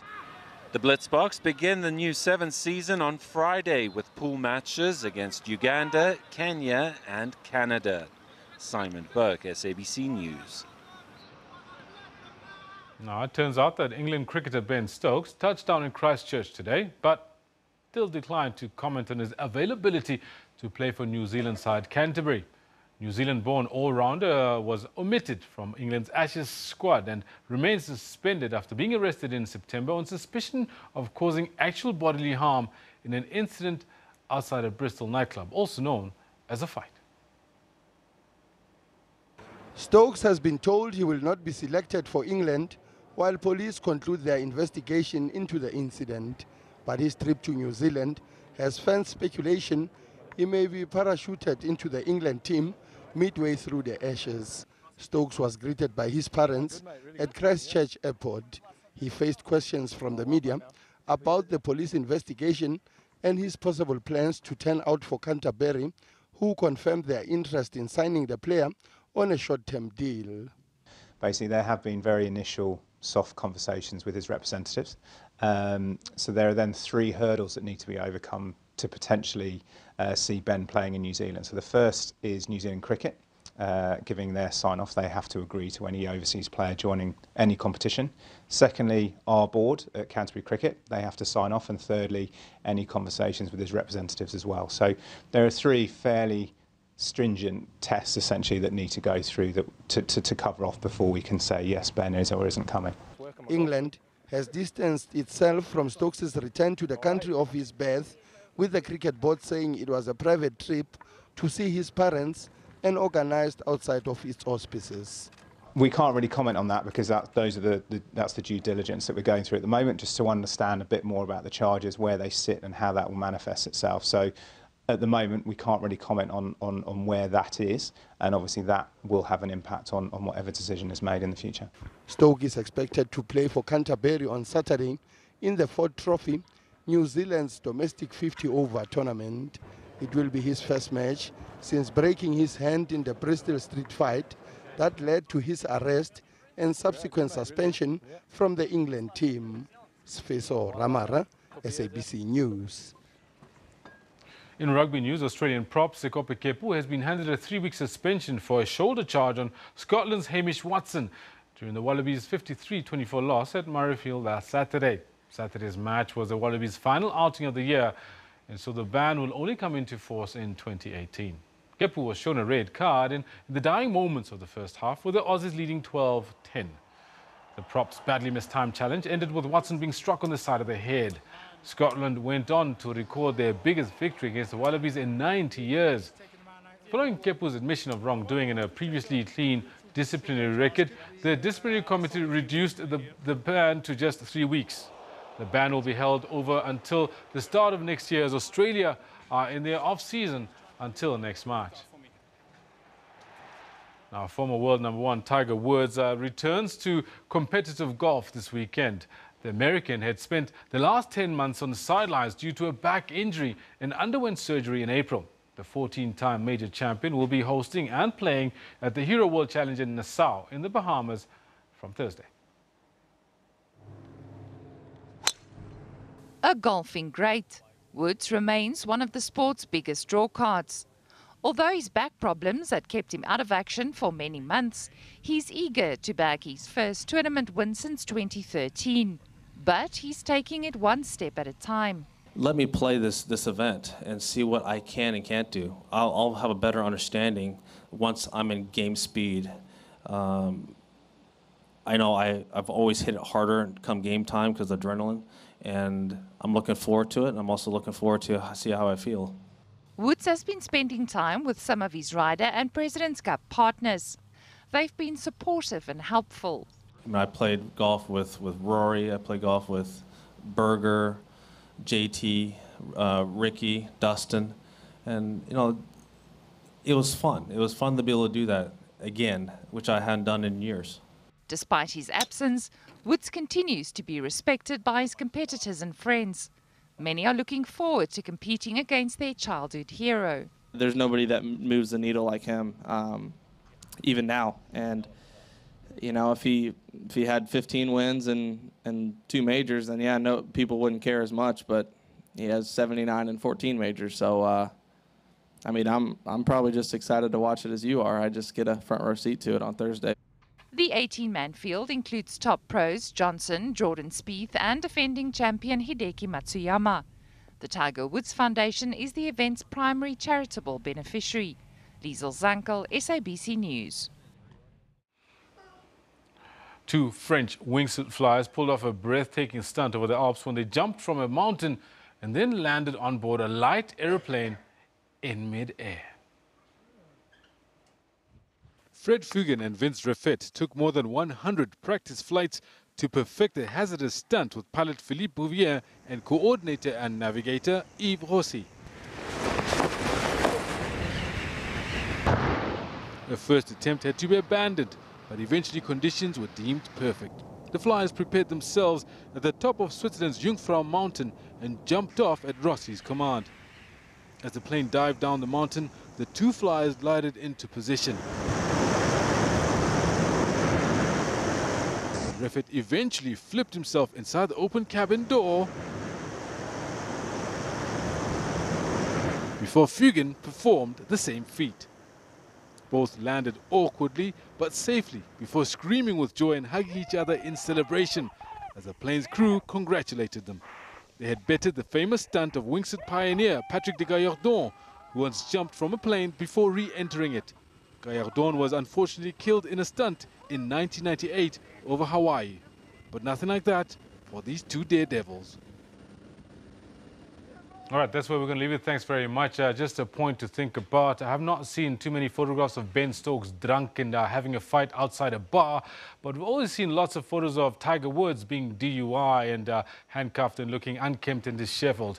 We need to be cognizant of those kind of stories. The narrative, be careful. That's where we leave it. We'll be back tomorrow. You're watching Newsroom. My name is Kendall Makamad.